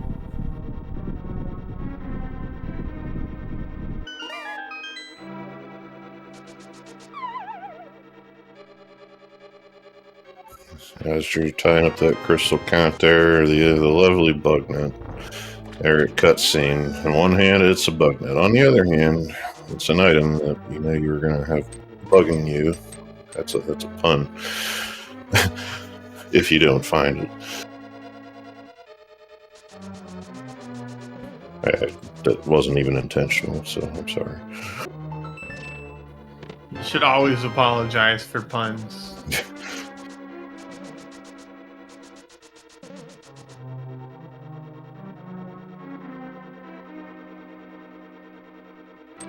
It's most definitely a way to defeat Aghanim. We had a daily race a little bit ago, and with sword, or actually it was today. Yeah, it was swordless. I didn't get to catch it, but it was one of those logically necessary, required things. Sometimes that bug net. I do love swordless. I think it's a pretty fun mode sometimes, or it's fun until you get to Ganon. Then it's not fun anymore. Yeah, I think it's the rule they give you silvers to mitigate that a little bit, but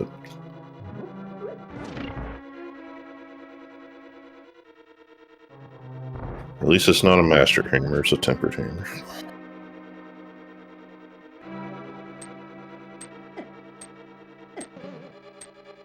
And yeah, it is a nice quality of life item in here, since you get empty bottles all the time. Especially minus a flute. Yeah, I never really choose to catch fairies with it, although I guess that is a good idea. I think the real nice thing about the bug net is, you know, it just fits into your menu and it makes menuing easier. True. Yep. That's actually a good point.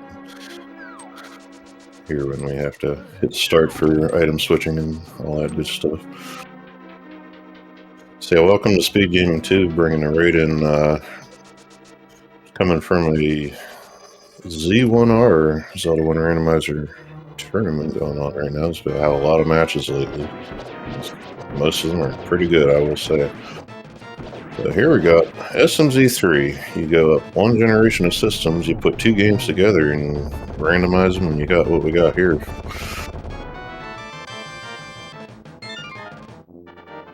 Super Metroid and Zelda 3.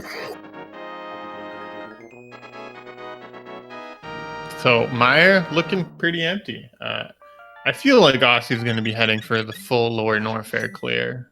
Mm-hmm. Yeah, not surprising to see, you know, pretty thin mire here, but, you know, at least it's done. It's out of the way.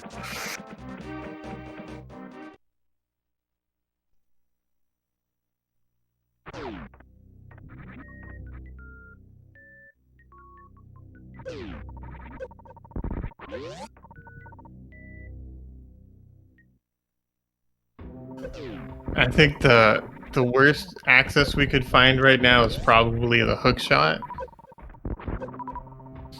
So I'd have to go through Meridia again, or at least Azure would. Aussie would have to do it for the first time. Hmm.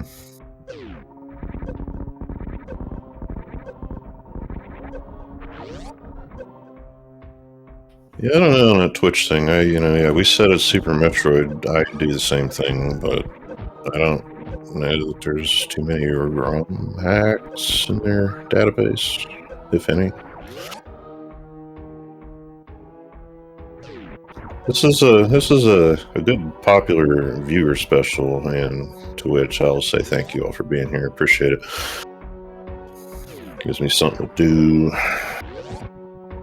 It's always nice to watch some good runners go at it here.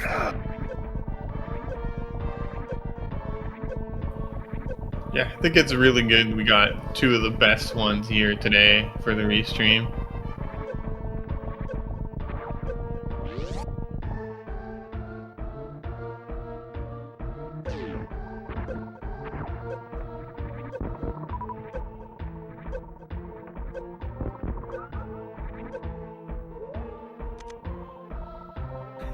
It doesn't even look like Aussie's gonna bother saving here. He's just that comfortable with this. Oh, never mind. He turned around. It looked like he was going left. So that's discipline, though. Because like you say, you know, how many times have you done this? But It's a few seconds and save you from a whole big headache, heartache, whatever, if something goes wrong.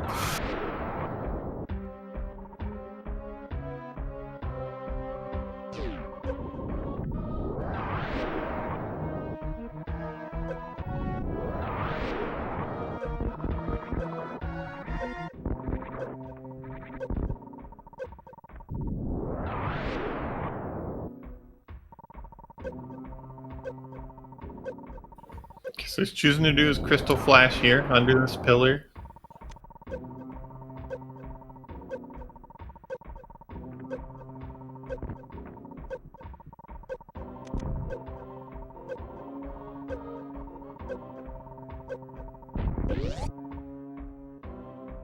Yeah, I appreciate all the shoutouts in chat for this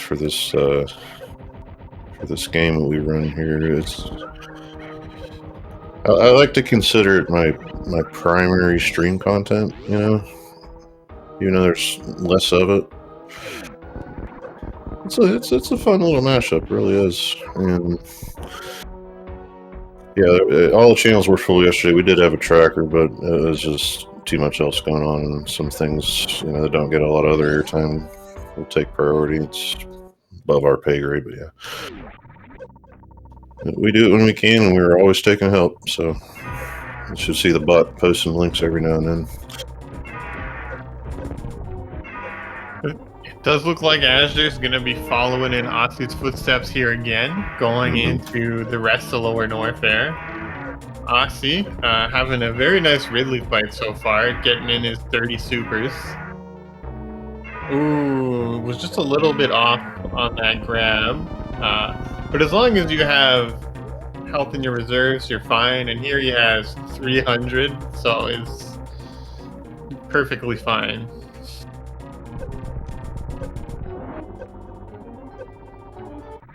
Yeah, it's still gonna need another flash at some point, but hopefully just the one. It's not the health refill we were looking for, but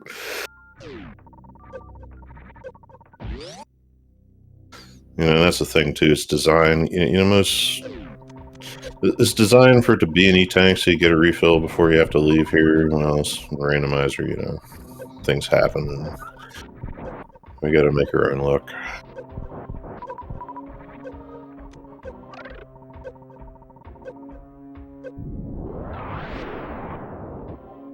Also getting the timely crystal flash done.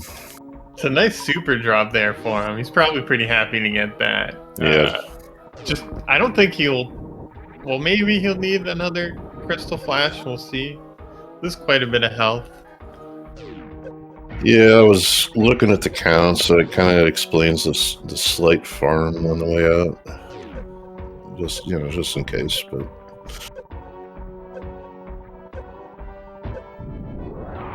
I don't know. Again, you will never catch me doing this. My heart can't take it. I think it does make a lot of sense to have another crystal flash here, because he does still have some items to get. Like there's whatever's in the PBs at jail, and the Holder Ruby missiles, and the 3 Musketeers. So we will definitely, I think, need a second crystal flash. And there is a consideration that there's 5 E-tanks yet to be had. We don't know where they are. The more E-tanks you have, the more you have to consider you're not going to get any help in a situation like this.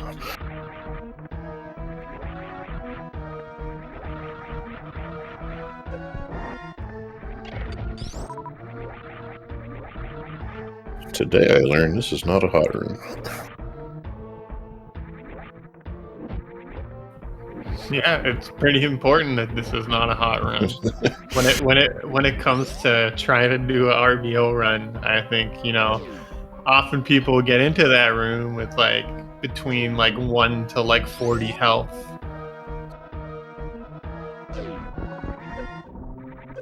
Yeah, I'm a rando, baby.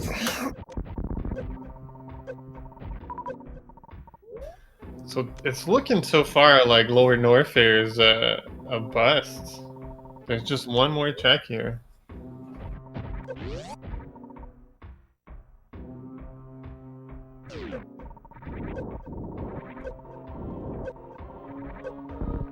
Yeah, just well, okay. Video game. Great. We've seen some bad lamps here on speed gaming, but I mean, Yeah, that lamp is a sequence break. Even I don't even think Sick Kid can be Varya at this point. yeah, I was gonna say something to the effect of, yeah, we know where Varia can't be now. There's a whole handful of places.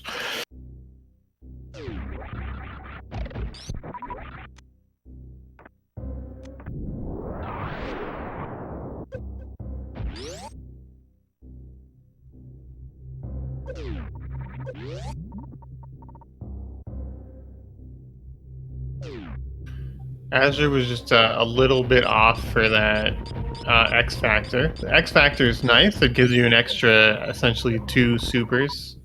So you start off the fight getting 2 supers into Ridley immediately.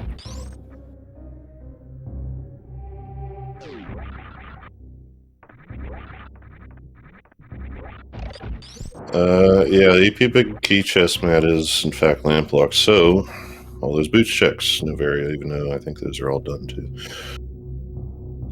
In desert. It looks like Azure was just a little bit off his count there. Getting a little bit trolled here by Ridley. Being a jerk. Reserves popping with heat, which is, if you're going to do it that way, that's the way you want to do it.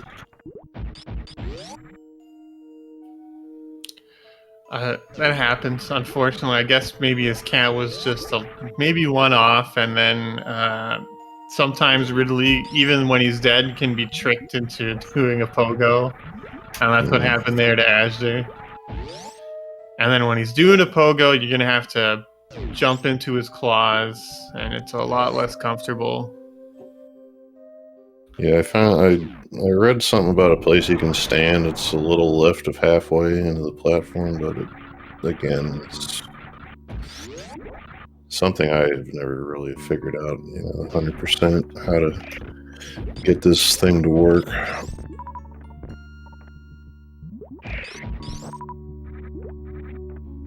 So this is good for Azure here. If Aussie's going to be going to the Dark World, he's going to be going into Pod, treading over Azure steps. Yeah, that's a good point with that lamp. So we know that Azure, when he gets out of Lord Norfair, I'm pretty sure he'll just end up going right to Sick Kid. I don't know if there's anything else he can do. Although I think he has a couple flipper checks left. He didn't do all of them. Like he didn't do the waterfall fairy, and he didn't do hobo. Yeah, Aussie did do that. All said, I think Sick Kid comes first. I mean, everybody's putting it off because you want to be able to do something along with that, like turning in a flute that we don't have yet, and may not, but when it's as early as it is, it just stares at you.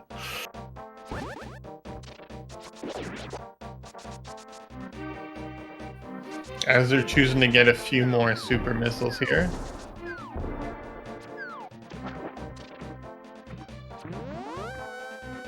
Saying this is going to send Aussie to Catfish. Hey, this is a pretty interesting way to route this, actually. You go right into the portal, check Catfish, come down for the Pyramid Ledge and into Pod, and you'll finish Eastern while he's here.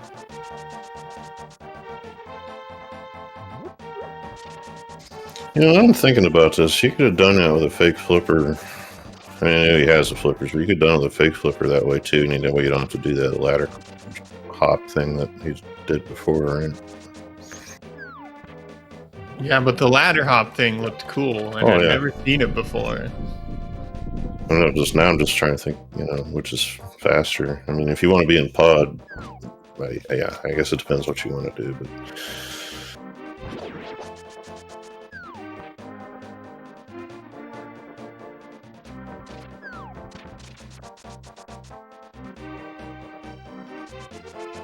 So as you're getting, yeah, very nice. Yeah, gets the grab that time. A nice, still had 4 E-tanks left when he got grabbed, so it is still a disappointing heart piece here, and he is still going to have to farm up quite a bit of supers on his way out. He'll need probably to pick up 13 of them. A little bit of trouble with the wall, not what you want to see.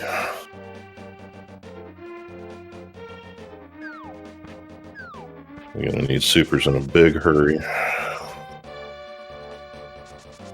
He does have 200 health in his reserve, so he doesn't have to worry a ton, but he will need more supers on his way out of here. Yeah, sometimes. Hopefully this doesn't make him draw. Oh, no. No. Oh, man. The reserves triggering made him drop his space jump.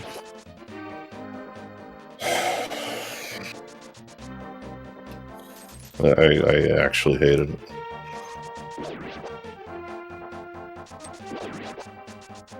I was gonna say, I figured the bigger problem would be, the drop rate on those supers. Sometimes they can be touchy, but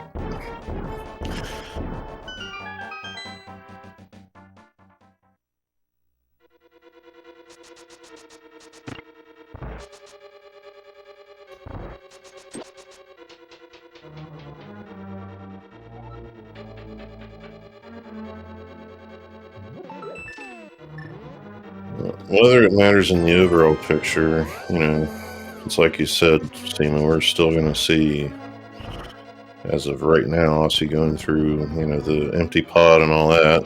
We have no hammer in hand yet. We have,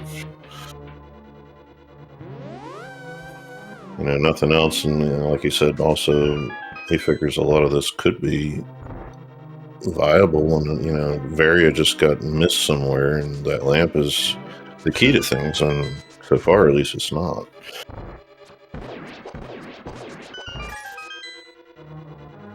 Oh yeah, I did forget that Azure hasn't done Hera yet, so I guess he will check that out after doing Lord Norfair. Yeah, thankfully it's quick. It'll route in kind of nicely, since he'll be coming out through the Frog Speedway and be right by the portal to Death Mountain.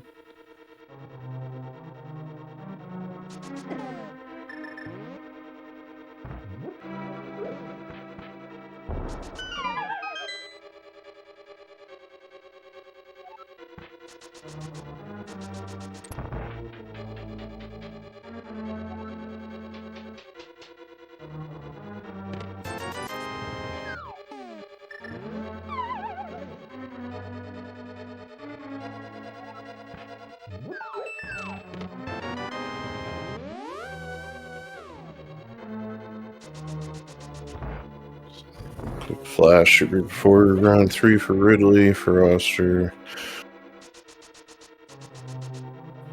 Again, just 30 supers here. Something about the charm,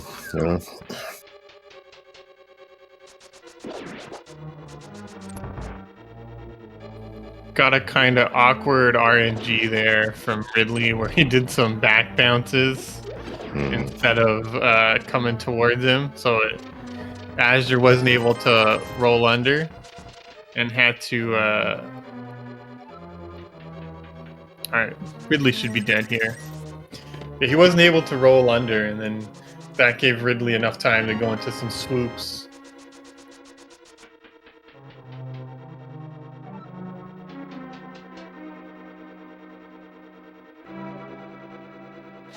Again, he's going to be farming up some supers here. He's going to need, I guess, 15 or so this time.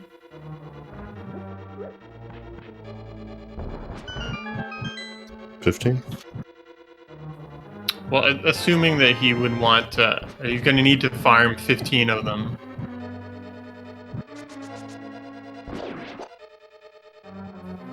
Because you want 10 for at least one Crystal Flash, and then you want another 10 for a second.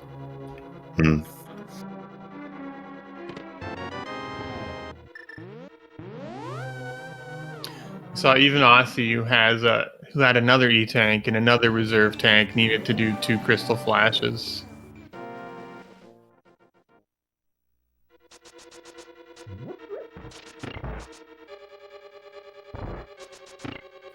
Or maybe Azur's just going to be going for it. We'll see.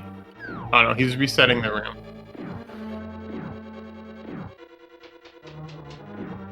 You have to help me with what that does. I think he also needed just a little bit of power bombs as well, because he's a little bit low on them. Oh, yeah, that makes sense.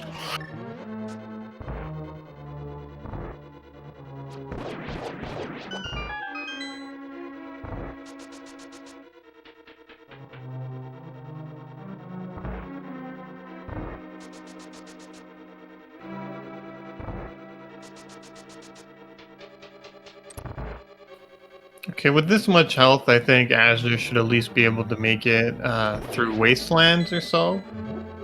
Through this room with the Deskigas. And that should give him enough health to get out.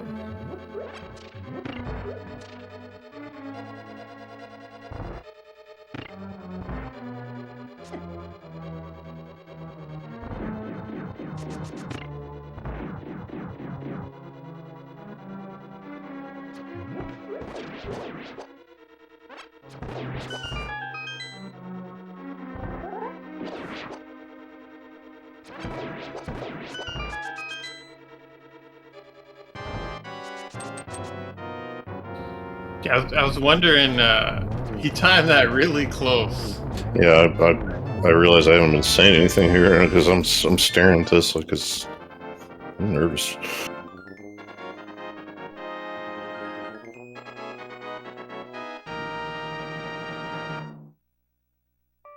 Some great movement through that Key Hunter room.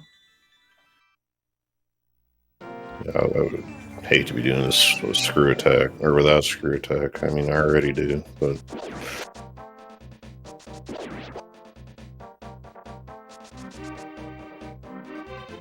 anyway, Aussie over there getting what he can done with Pod and clearing out Eastern Palace, getting another crystal from the Armist Knights. Headed for the pyramid. Didn't do that yet. He did do the pyramid, so I'm curious where he's heading to now. Yeah. So that's the only thing I could think of.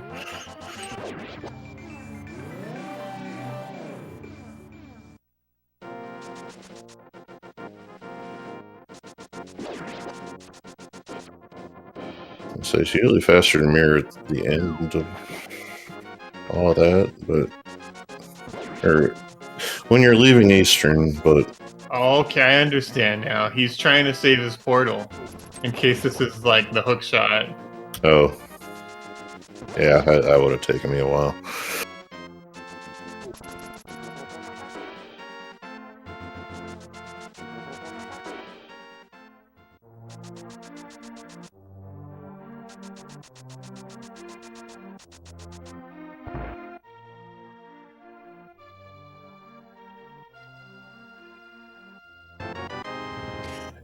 Yep. There it is, the hammer.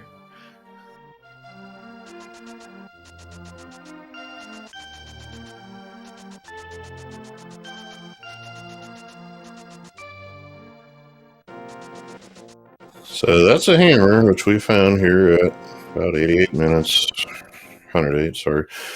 And being as relatively early as it is, I wonder how much, it could be locking now, but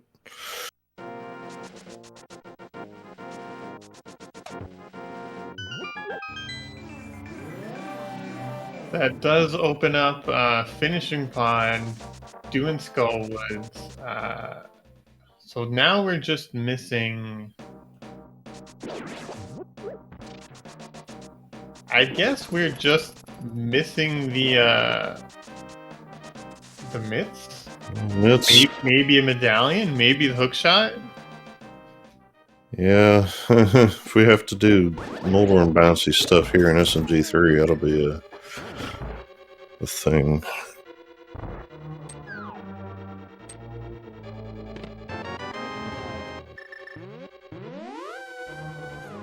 we're looking at it with Pen and Swamp. I do not know what either of them are comfortable with Zelda-wise, to be honest. Well, they're both very, very good at A Link to the Past, so I wouldn't be surprised if they both skip the hook shot. Yeah, I mean, I guess hovering's a thing too. But...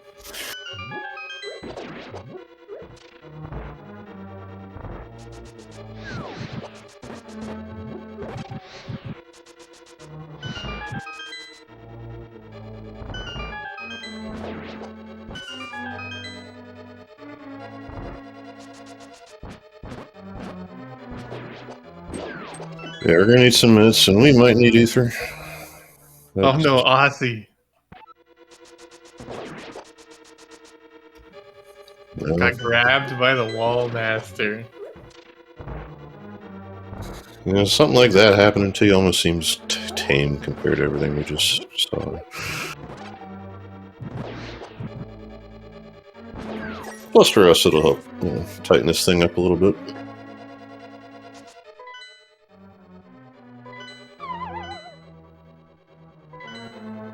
Was he trying to map buffer hover? Yeah, I know he knows he's got Fire Rod. He's got a magic problem, but that does seem like what the intent was. He's just not going to be able to come up with it. A couple of resets, sure. Is map buffering a hover a thing? It must work like any other. Seems slow, but you know what? I don't know. PC is being a lot more careful with his magic now. Choosing to silver arrow these Gibdos, and he's going to be using his lamp to get some of these lamps, get these torches going.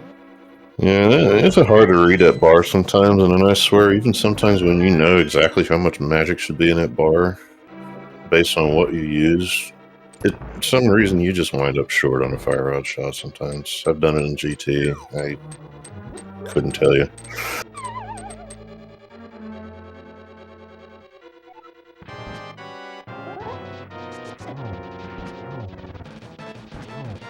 It looks like he's got 5 shots in the magazine. Only needs 1. That's a dead bug.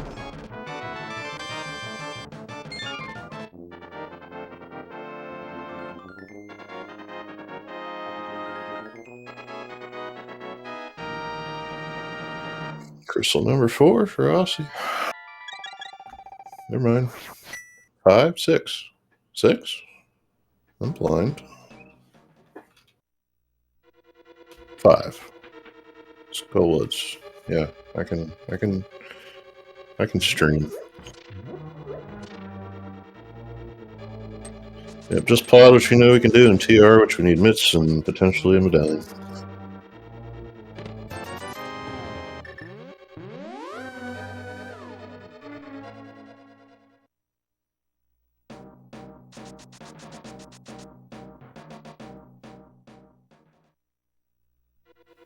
As they're taking down Moldorm for his 4th crystal, he's gonna... I imagine right after this, he's got to head to Sick Kid. I don't remember if he has any other... I suppose he does have the X-ray item location that we know is a tempered sword.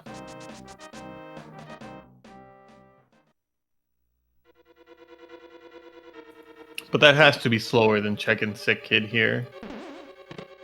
I say Zelda is not hard. It's not like Super Metroid to get to just about anything, even without boots, flutes, or whatever you might want.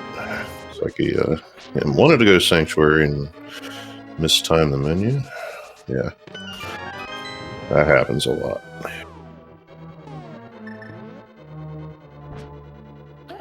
You know, Osley's still looking for his last item out of Skullwoods.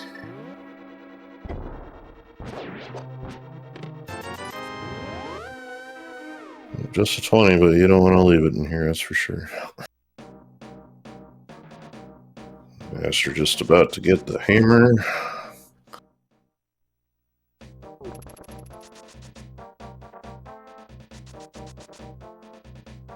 You like to you see divergence every now and then, yeah. So Azure knew it could have been a couple of things. Saw it was a hammer, had to think for a second as to what to do now, but realized pretty quick that here's where you need to be.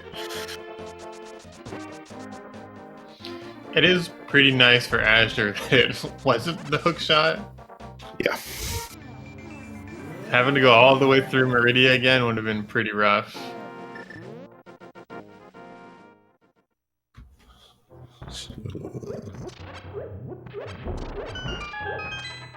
Meanwhile, Aussie's doing these North Dark World checks. He's doing Graveyard Ledge. He's going to be checking out whatever's at the King's Tomb.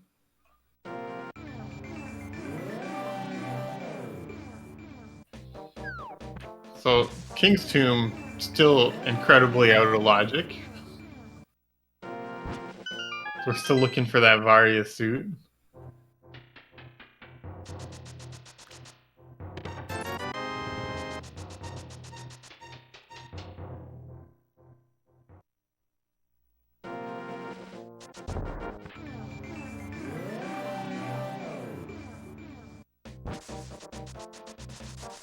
So yeah, I figured just want to go back and mention that the hardest part of Dark World access, I guess, was supposed to be that moon pearl at the indirect ship. Go figure. We went through Meridia in Aussie's case several times, figuring that's got to be the access anyway, and it wasn't. We just had pretty nice normal access. I mean, so far, what we got out of there was Fire Rod, and we got, I guess, Bombos out of the Hell Runs. And the cane, actually. Yep. So I guess if Varia is behind any of those items, and the hard logic stuff was required. Or it's just right there. Okay, so SEMA is going to tell us where the myths are, and that's where they're going to be. I just have to start talking about the myths and they'll show up. Yeah, you got to give it a little bit, but we got to recharge that thing.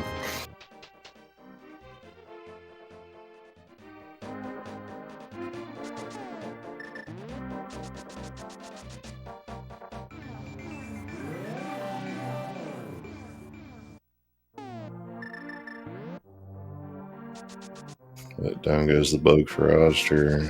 And that is, in fact, crystal number 5, just as it was with Aussie.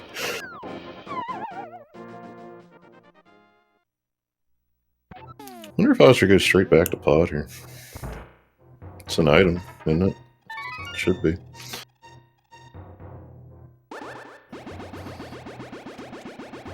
So I'm not sure if there's actually any hard logic stuff that was required in the end.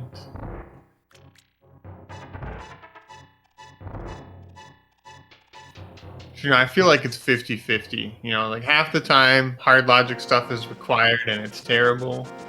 The other half of the time it's just a normal seed. Yeah, it's a number of conditions that have to come together to make things required, I guess. It's kind of why it doesn't appear that way so much. I've seen instances like speed locking speed or whatever, and then you end up not needing it anyway, so it's a hard logic thing, if not a requirement.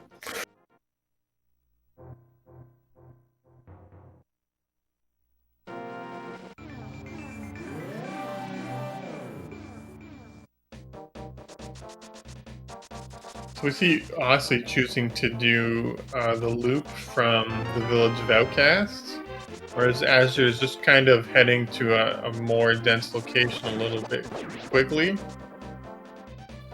We do get that last medallion. That's nice.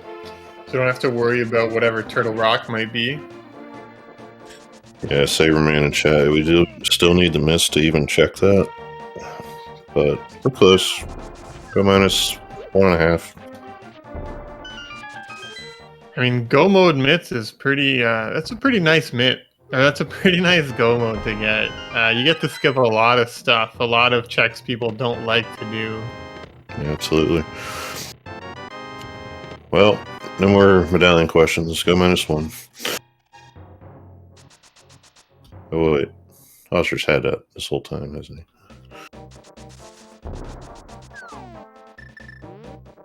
Or did he just get it? He just got it. I forget. Yeah, he just got it out of the Okay. out of the hype cave just like 30 seconds before Aussie did. I think I'm bleeding from something I was working on earlier today.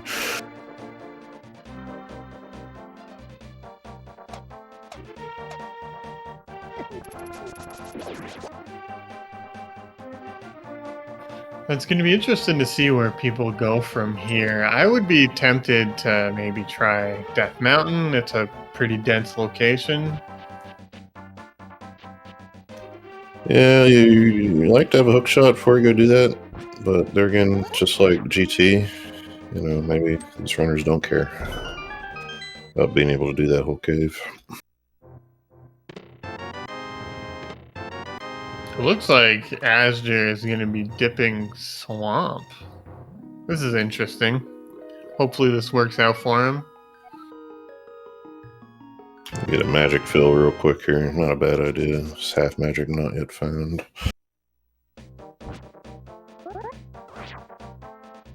Yeah, unlike Z3, you gotta sit through the fairy dialogue, and it's always screen potion, but you just can't be a bee.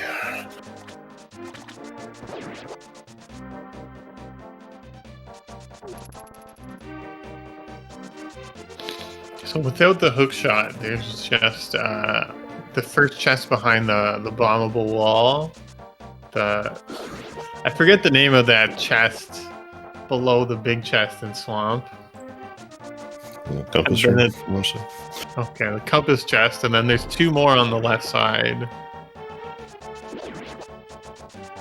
Yeah, I mean, if the stuff's here, yep, there it is.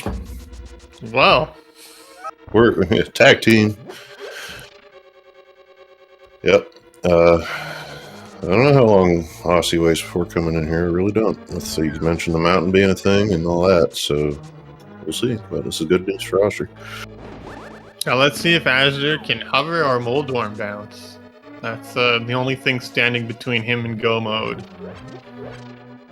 I mean, you might see a full clear TR outside of maybe Mimic Cave. Something to that effect. We'll see some, what I like to call slow mode. I just call it that. I don't know why. Check a few things in the way, just in case.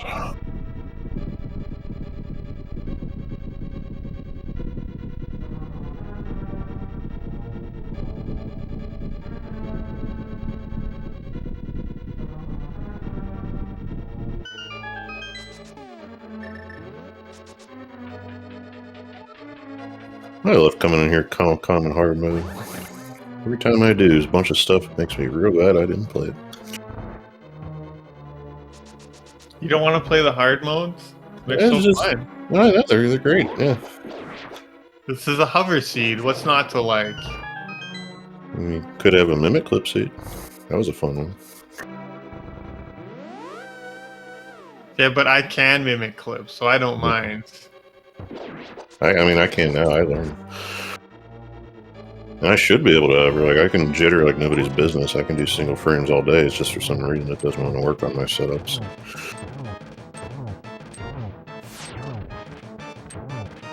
And I get the Moldorm bounce. It just seems like a huge pain to me.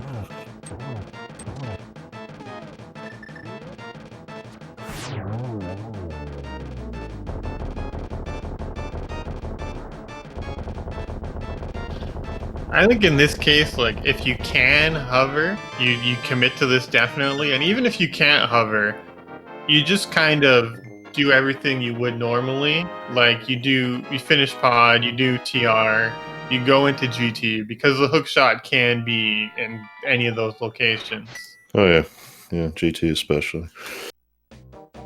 I mean, I think half of GT is locked out for the hook shot. Like, right side can have it, but right side and Stalfos room. No, not Stalfos room. Can't do that.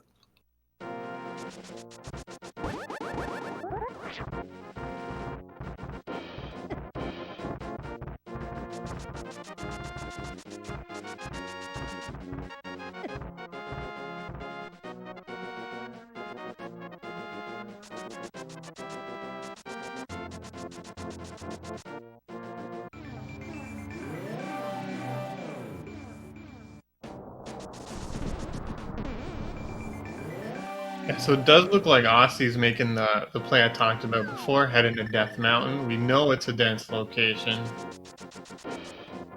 There's, I think, 7 items here, and you can peek whatever's on the floating island. Yeah, and it won't take too long. I mean, the climb's the worst part of it. Well, and then this thing right here, this cave. But...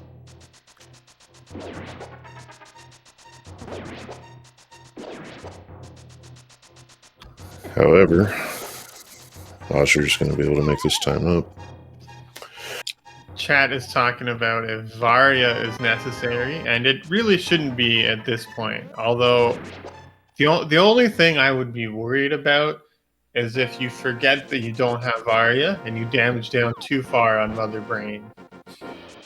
Yeah, I mean, I know from my experience, since there's no iframe consideration when you go to do that, I just stare at the health bar. I hold left and I stare, so within 1 or 2 hits you'll realize, oh yeah, oh, and by the way. So Aussie's otherwise footless trip into the mountain here is going to get a weight off his shoulders with that hook shot. Yeah, that hook shot's really nice, although, you know, maybe he really wanted to do that Moldorm bounce. Yeah. See what the dot dones look like here. Every time he gets up there, he might still do it. Who knows? Oh, that ether medallion coming into play as well that they found in the hype cave.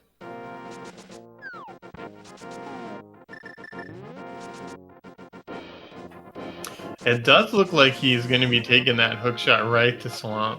Yeah, this works out really well for Aussie. That hookshot is, if nothing else, a big-time beacon right now. It's like, just imagine it being a big red light on top of it.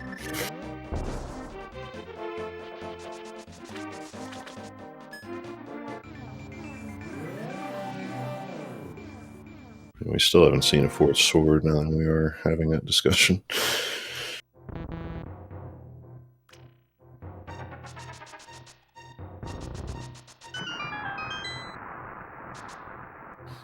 Oh no. Asher. It spins.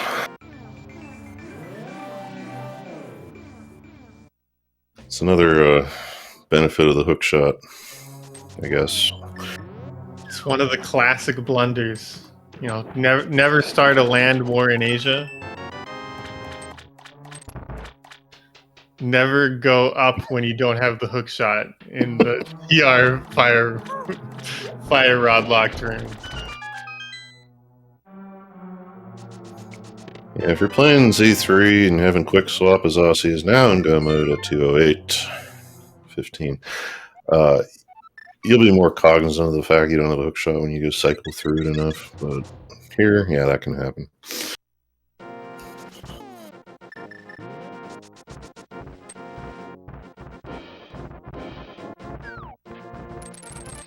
Yeah, everybody's done that at least once. Per day. Oh, wait, what?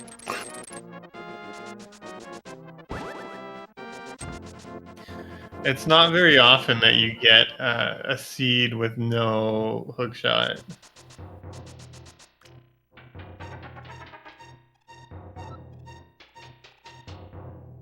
Yeah, much as I'd like to see it too. I mean, I guess. Well, I don't know if I would like to or not, but yeah, I don't see Aster going to get Paradox done after this. I'd say it's pretty unlikely when that happens. I think it'd be pretty unlikely that Azur's going to be checking Paradox or anything before Ganon's Tower. But it is possible if he really wants that hookshot, he would be going to do those since it is a dense location. Mm-hmm.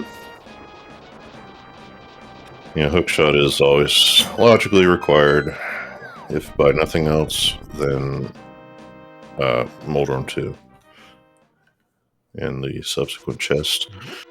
If the big key is left side, you have to have it.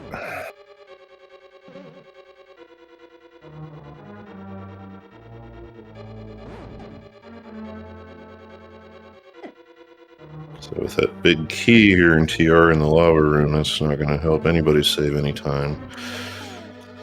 But, you know, sword aside, we got us a little bit of a race here. For sure. I mean, we're going to have to see what Ausher does at the top of Ganon's tower. Especially if a sword shows up somewhere in here.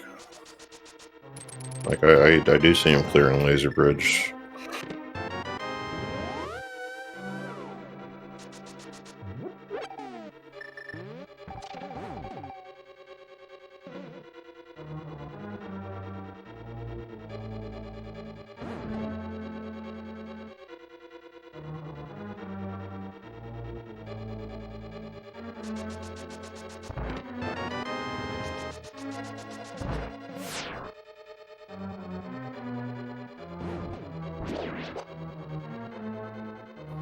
At the very least, I know Asger has a lot of low percent experience, so I'm sure he's very comfortable with the Master Sword here. Yeah, well, I was going to say, with going on with that Ganon, I've seen Ausher do some stuff. Canis Samaria is one option. You know, you can really pile on damage with the Master Sword if you know what you're doing. Oh yeah, those Samaria double spin strats you can do, those are pretty crazy.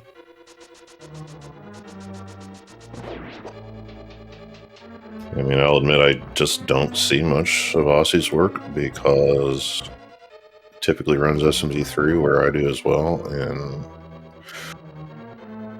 you know, we can't do that. It's hard to watch him play when you're playing yourself. Or it's not hard, but you'll get banned. So there's a key. Ausher, he does want that last chest, and it is just money. Yeah, I imagine he'll be checking any chests along the way, just in case. You know, a tempered would be pretty nice here. It would save him quite a bit of time on Ganon, and probably a little bit of time in like the gauntlet and things like that as well.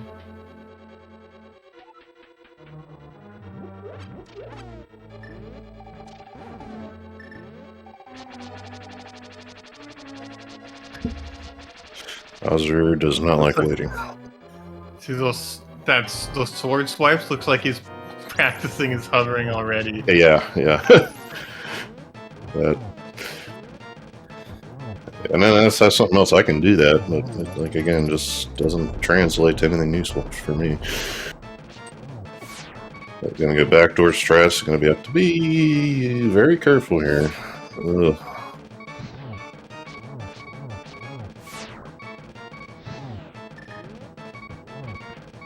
I can't watch, but it's kind of my job. Yeah, I'm feeling tense. There's a knot in my stomach watching the Trinex fight. Yeah, at this point he should be okay. Minus that ice on the floor, I have to watch.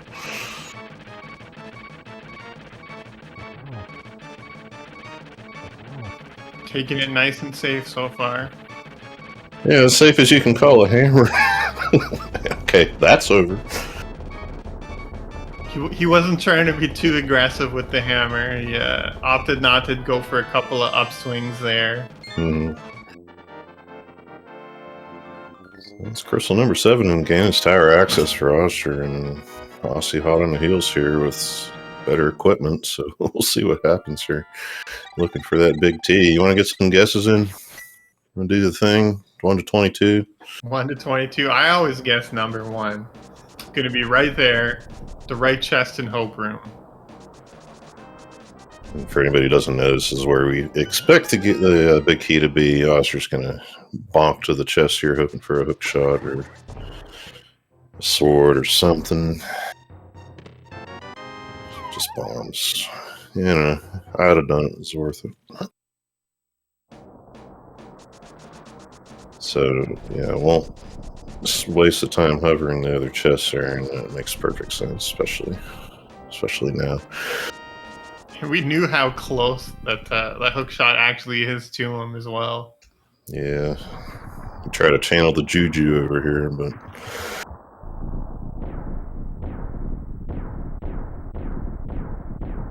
I wonder if in the interview he's gonna like the news of that or the Varia better.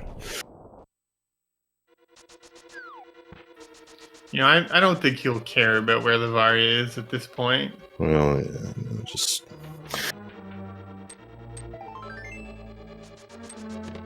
see how this goes up here, I guess.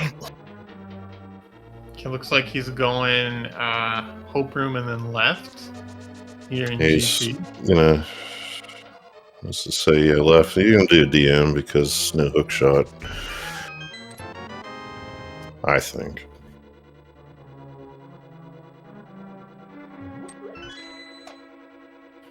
I feel like if you're gonna do DM, you would do the Dark Magician room first. Oh, right, he has to bomb jump this. I forgot. Yeah, now that you say that, I really don't know.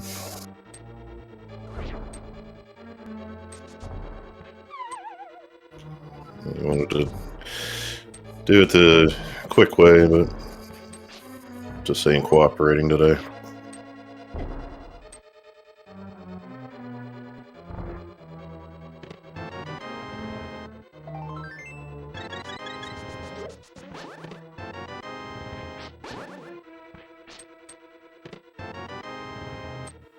So just a bunch of ammo in that room. Aussie choosing to go left first. Azure actually does mirror out. I mean, Yeah. it does make sense. Without the hook shot, it's pretty awkward to go through that room. Well, he's definitely going back and forth on it. He actually kills all the enemies. So figuring he was going your way and actually deciding to go left for a little bit. Change his mind.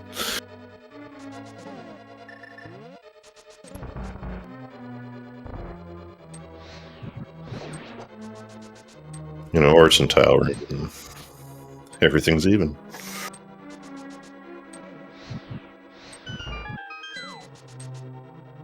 Comms don't curse here. You know that.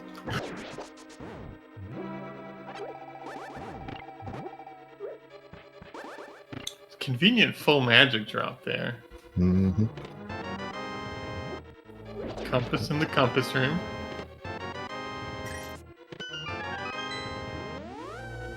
Yeah, there is in fact half magic. I know we don't do a lot of that on speed gaming these days, but it's here somewhere. We just haven't found it.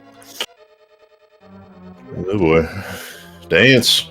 Oh man.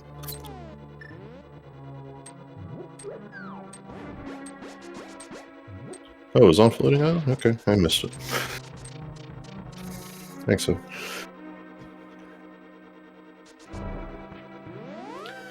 Good job baiting that beetle up a little bit so we could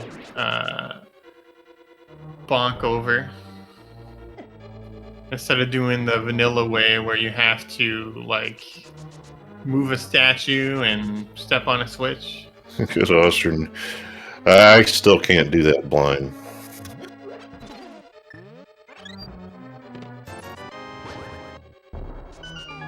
Very nice navigation of that 2x2. Alright, so if the big key is here behind Ice Armos, that could be really big for Ashtu. And if it's one of these other locations, that would be really bad.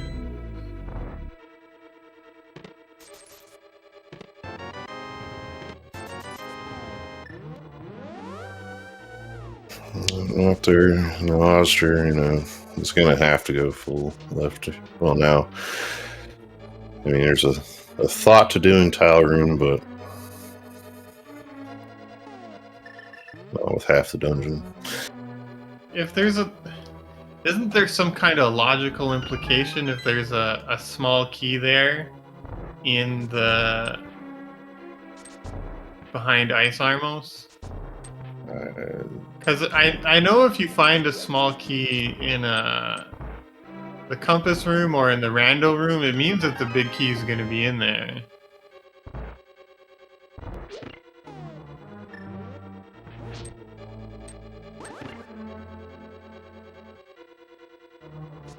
There it is, bottom left veranda room. Oh, look, plasma. Not a completely useless find. So we still got a mother brain to do. But up goes Aussie. Oscar will not be far behind. And while he has he's got to do, extra things. Things can happen and do happen, and Oscar forgot to push the block. You hate to see it.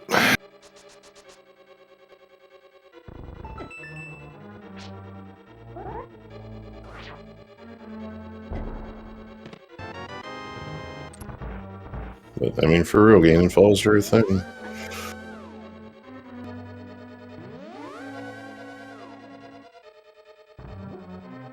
Even with tempered.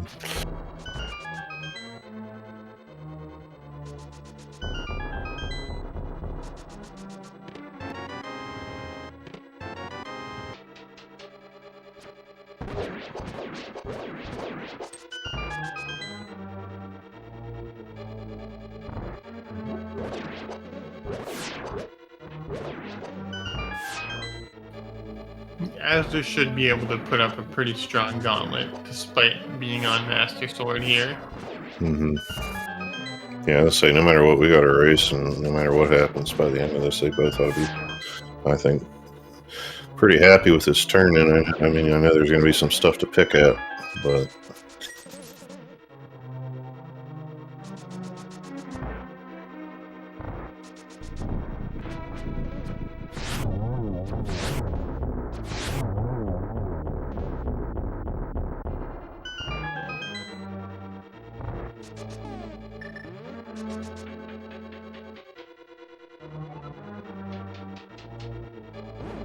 so yeah, like now Azure may still check these top 4 chests for a sword.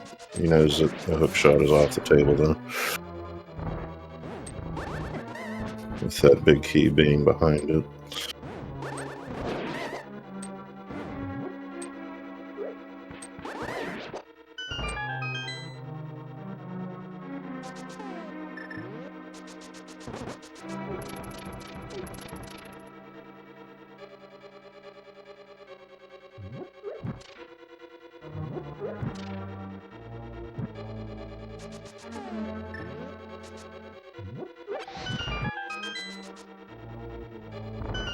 This BMOS is the worst.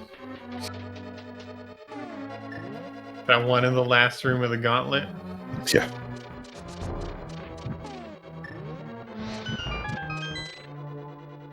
Meanwhile, Austin getting through torches too.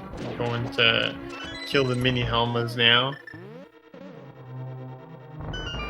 Doesn't bother checking those 2 chests. There isn't really anything. I guess it could be Speed Booster. Speed Booster could have been here.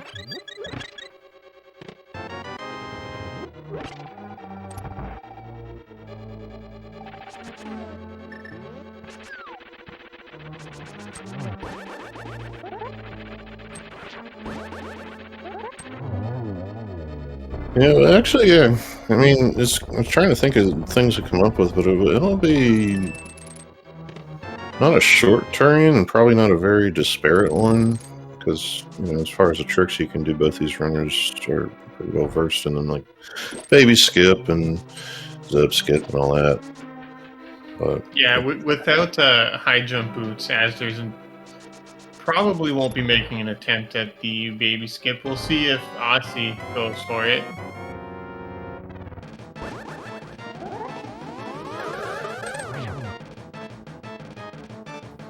I'm a proponent of people trying to do baby skip with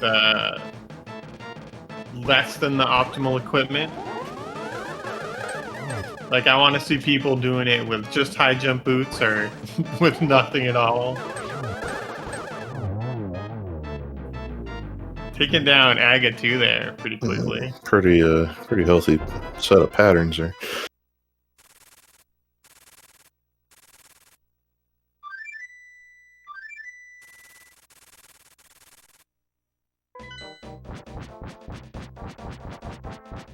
Yeah, I was just gonna try the hover here, and if he can do it, to me it seems like the easier and faster thing to do, but let's see how many attempts he gives us. Meantime, Aussie's going to go ahead and get himself on to making some bacon.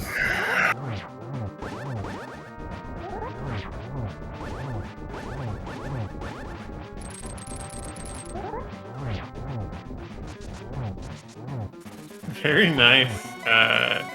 Ganon here. Getting the 1-in-1. Azure trying to set up his hover. Doesn't quite get it on the first attempt.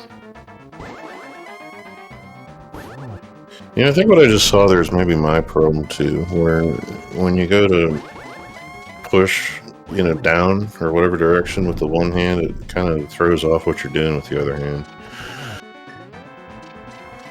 I see some people started almost. Some people I've seen started a little bit earlier, I guess, to account for that. Nice triple silvers there for Aussie, getting his Ganon kill. So get your little G in chat, little G.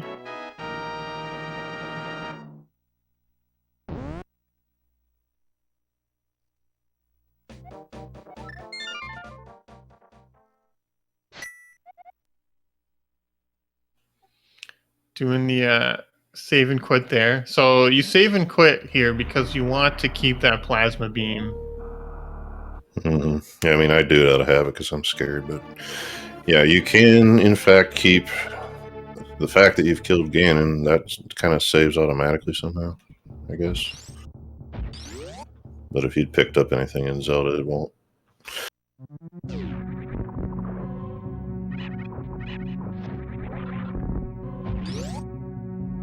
Okay, so Azure does get the hover this time.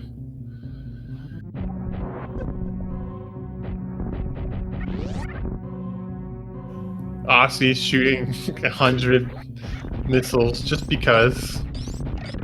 Yeah, and also because, well, let's see when he decides to go into the menu, turn that plasma beam on. I mean, it's got to be on this elevator. This is where you save the most time doing it. Oh, yeah, that's true.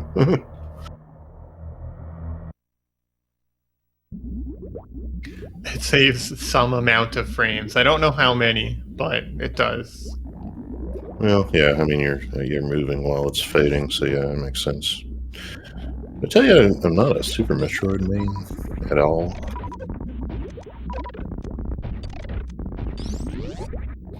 Nice Metroid Room 1 there for Aussie.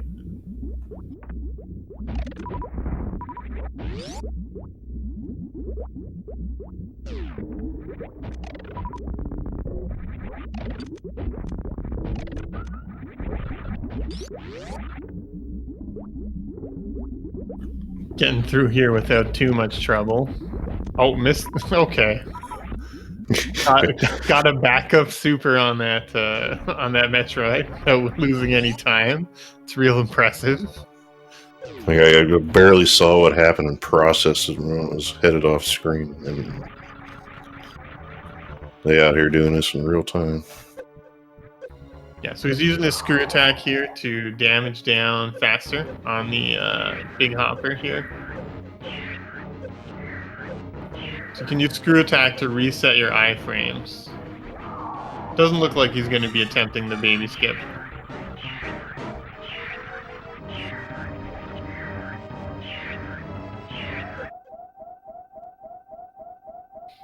I think it's about as difficult as a regular baby skip that you see people do in New Route. But you just have to run with a different timing.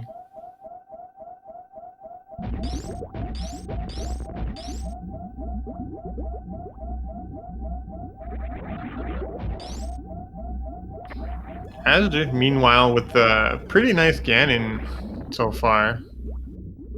Master Sword in hand is still working out pretty well. He had a nice top right corner placement there to go along with other strats in hand, but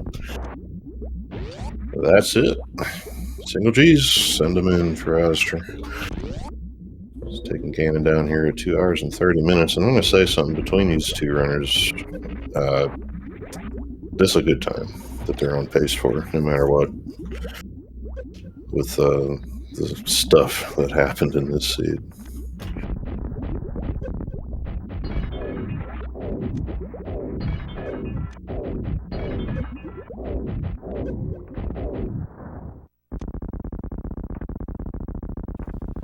Aussie, Mother Brain 1 down, going right into his Mother Brain 2 fight here.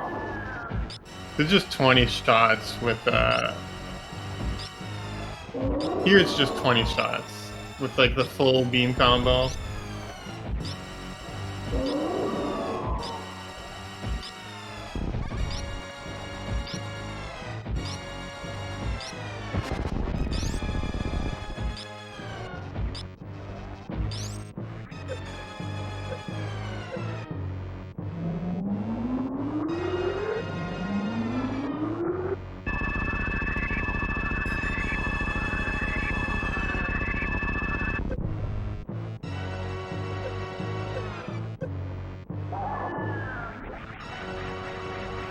Aussie, damage down, going for a stand up.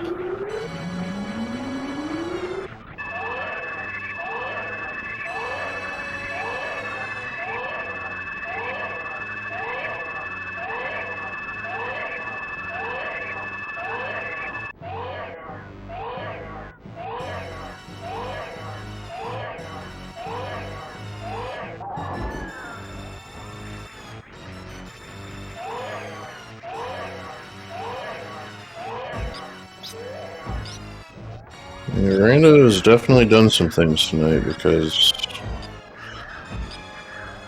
that hook shot find, is part of the difference here. I guess you could say it's the difference. But then you could also point at Ozer's incidents at Ridley.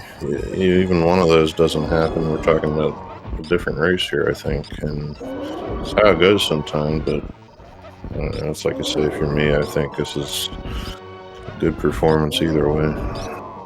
I think this was a great race from both our runners. I think after Asner took those deaths to Ridley, I think he took a little bit of a gamble there going into Swamp so early. You figure he doesn't do that otherwise. Yeah, I'm not sure it's a play he would have made without having died to Ridley. It's a fair point. I could see that. Good interview question. But Mother Brain down. Get out fast. No, that's Metroid 1. Well, still, we're racing here.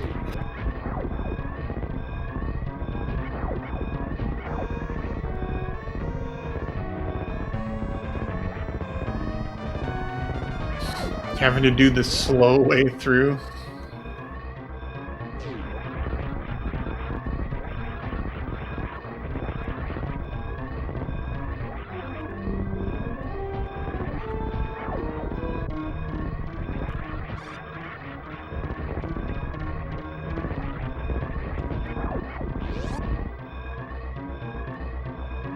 No boost available here either, so we gotta climb. Hey, left side climb.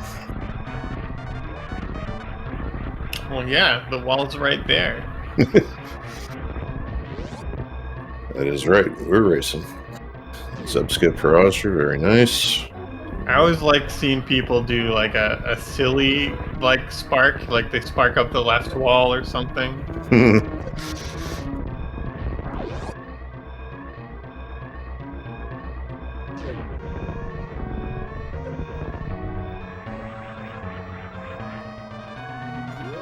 Get your GGs in chat for Aussie, finishing with an official time here, 2:34.26. First overall, unsurprisingly, he's a great player.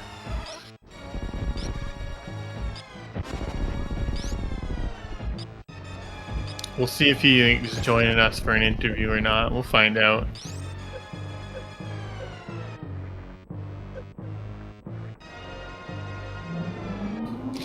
Asder, remembering that he does not have the Varia suit, did not damage down too far. I'm happy to see that. Oh. Okay, that's fine.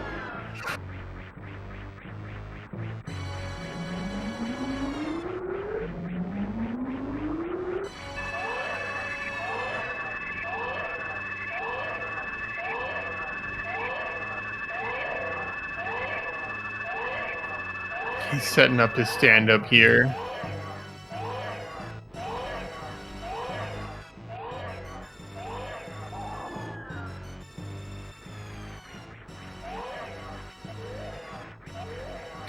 So now he just has to remember to jump. Yeah, there he just waited it out in the space jump until he got stuck in the crouch pose again. Welcome, Aussie. GG's on that first place. It's a really well done race. GG. We were talking that maybe you were disappointed after finding that hook shot. Maybe you wanted to try to do a Moldorm bounce on Restream. Sort of. I mean, I was only looking for mitts. Yeah, you still admit, so I kind of figured it was kind of the big arrow pointer. Go here, get mitts. I was more thinking of it time-wise. It was fun to get hookshot because it makes back the time that it took to cross the mountain and do those checks within GT. How about that hammer, though? A hammer was in a deceptively mean place. Yeah. Sphere 1 or 2 or not much. I think it was 3, you know, it was a Sphere 2 bottle in Nagina's cave. Sphere 3 hammer. Yeah, bottles were pretty early. I just never had a reason to go back to village. It makes perfect sense. Nobody, obviously nobody else did either, so.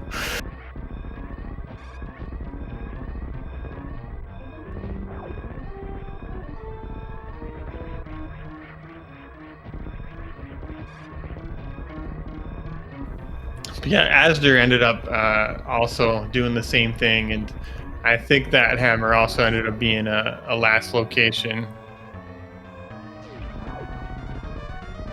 I think both of you, if I recall, it was that and it's that kid Nagina left, right? So, of course, Nagina gives you the bottle. Like, if it wasn't already clear enough, I guess.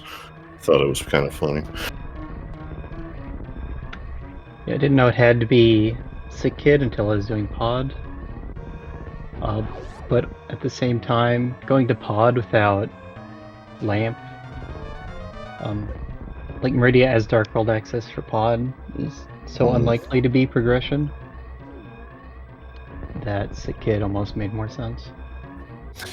Yeah, I mean, it could have happened, and you get that lamp at the tail end, Ridley's escape there. Almost thought maybe you weren't even bother picking it up. It looks like Esther missed Varia. Yeah, Asder, he took a couple deaths to Ridley, and I think he chose to skip out on like the Thieves Town village at Outcast area and just went right to Hype Cave and then checked Swamp. So he got his mitts, and he didn't end up getting that hook shot. GG's, Asder. GG. That one really hurt. Yeah. Well, you already know what, the first thing I would seek comment is on the whole lower Norfair thing. But, I mean, I know it's tough. I'll mention if you look back, I won't touch it. I won't do it. I was pretty upset because it wasn't a difficult lower Norfair. The first time I forgot what tile to line up the X Factor, and that distracted me from counting. And I didn't realize that, oh yeah, Crystal Flash deducts 10 supers. So I mathed wrong for the supers, and I shot 20 instead of 30. and I had a lot of health left, but my problem was just expecting him to die after 20. So that was like really easy fight that I shouldn't have died on, and then that on the way out the second time that tilted me a bit, and I was thinking about getting extra power bombs, which I would not have had to make that consideration because I farmed extra power bombs before the fight the first time, but I didn't feel like spending that time the second time. So had I just not made, so like basically I got distracted and I fell into the acid on the way out the second time, but the reasons that I got distracted would not have been present had I just done the fight correctly the first time. So Yeah, I wanted to ask, just because I never got a chance of, anybody that does a lot of this like you do. I mean, does that ticking of the health bar have anything to do with it ever? Just kind of puts you under pressure a little? Not really. Maybe kind of like I think we're all generally used to it. It doesn't like bother us that much, but it's more like knowing certain kind of health windows and when you need to get set up to CF. And like I said, I was thinking about other things too. I was thinking about how feasible it was going to be to get out. I knew I probably needed another CF, so I was trying to count other stuff at the same time. And yeah, I can appreciate that. It was pretty sad on that when you did the second Ridley fight, when I saw the reserves trigger and you were over the acid, and I got really worried. And then that seemed to mess up your space jump timing a little bit, because that's how you ended up falling into it. Yeah, that must have been it. I was thinking about, do I need more power bombs at kind of the same time? Wow, I got perfect 0 milliseconds, perfect round numbers for all the game times somehow. Isn't that like a free game if this is like SMZ3 pinball?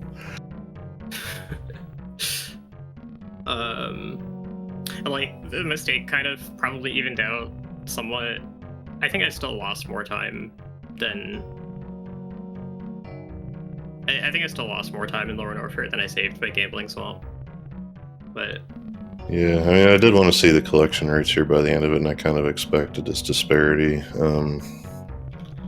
So yeah, Aussie did have the hook and Vari and all that. Vari was a chess game, but he didn't have it before doing Ridley either, so it didn't mean much. Yeah, so extra I would have done Village of Outcasts and Light World Mountain. Yeah, saw you check Hookshot Cave there, just the one chest, of course. I guess I don't know if you're looking for a hookshot sword or both. But unfortunately, it was a mirror away from that point, just about. The hookshot was. Wait, sorry, where was it? Paradox. Oh, yeah, I didn't want it to be there because I was hoping it was behind Mitz, so I knew I was like probably going to be behind still. I maybe wasn't behind, but the GT routing kind of messed me up. Actually, you were a little bit ahead going into GT, although you did have the Master Sword and didn't have the hook shot, so that did slow you down a little bit in actually clearing out the basement. Mm-hmm. And I had to hover, which I wasn't going to be that upset if I lost a lot of time because of the hover, because I'm not supposed to be good at that. The LN thing is something I am supposed to be fairly good at. Yeah, so this GT layout, I want to do my Rando Rush, go right to Rando Room, but it's the layout where you get no small keys, and that's a problem with that route. So I ended up having a slower big key route than I wanted. Yeah, that was what I was thinking too. I needed, because of how few keys existed, that there basically had to be one in Tile Room. Yeah, it only gave you one key, so that means there has to be one key in Tile Room, and then there has to be one key in Fire Snake. So I knew there was a key in Fire Snake the whole time, and I was thinking I could skip it. And then I realized if I skip it, I'm skipping 2 keys and only dodging 1 door open. So I wouldn't have enough going up. So I had to go back and get the Fire Snake key. I was trying to brain too hard. Yeah, it's a Monday night. I mean, there's only so much we can do.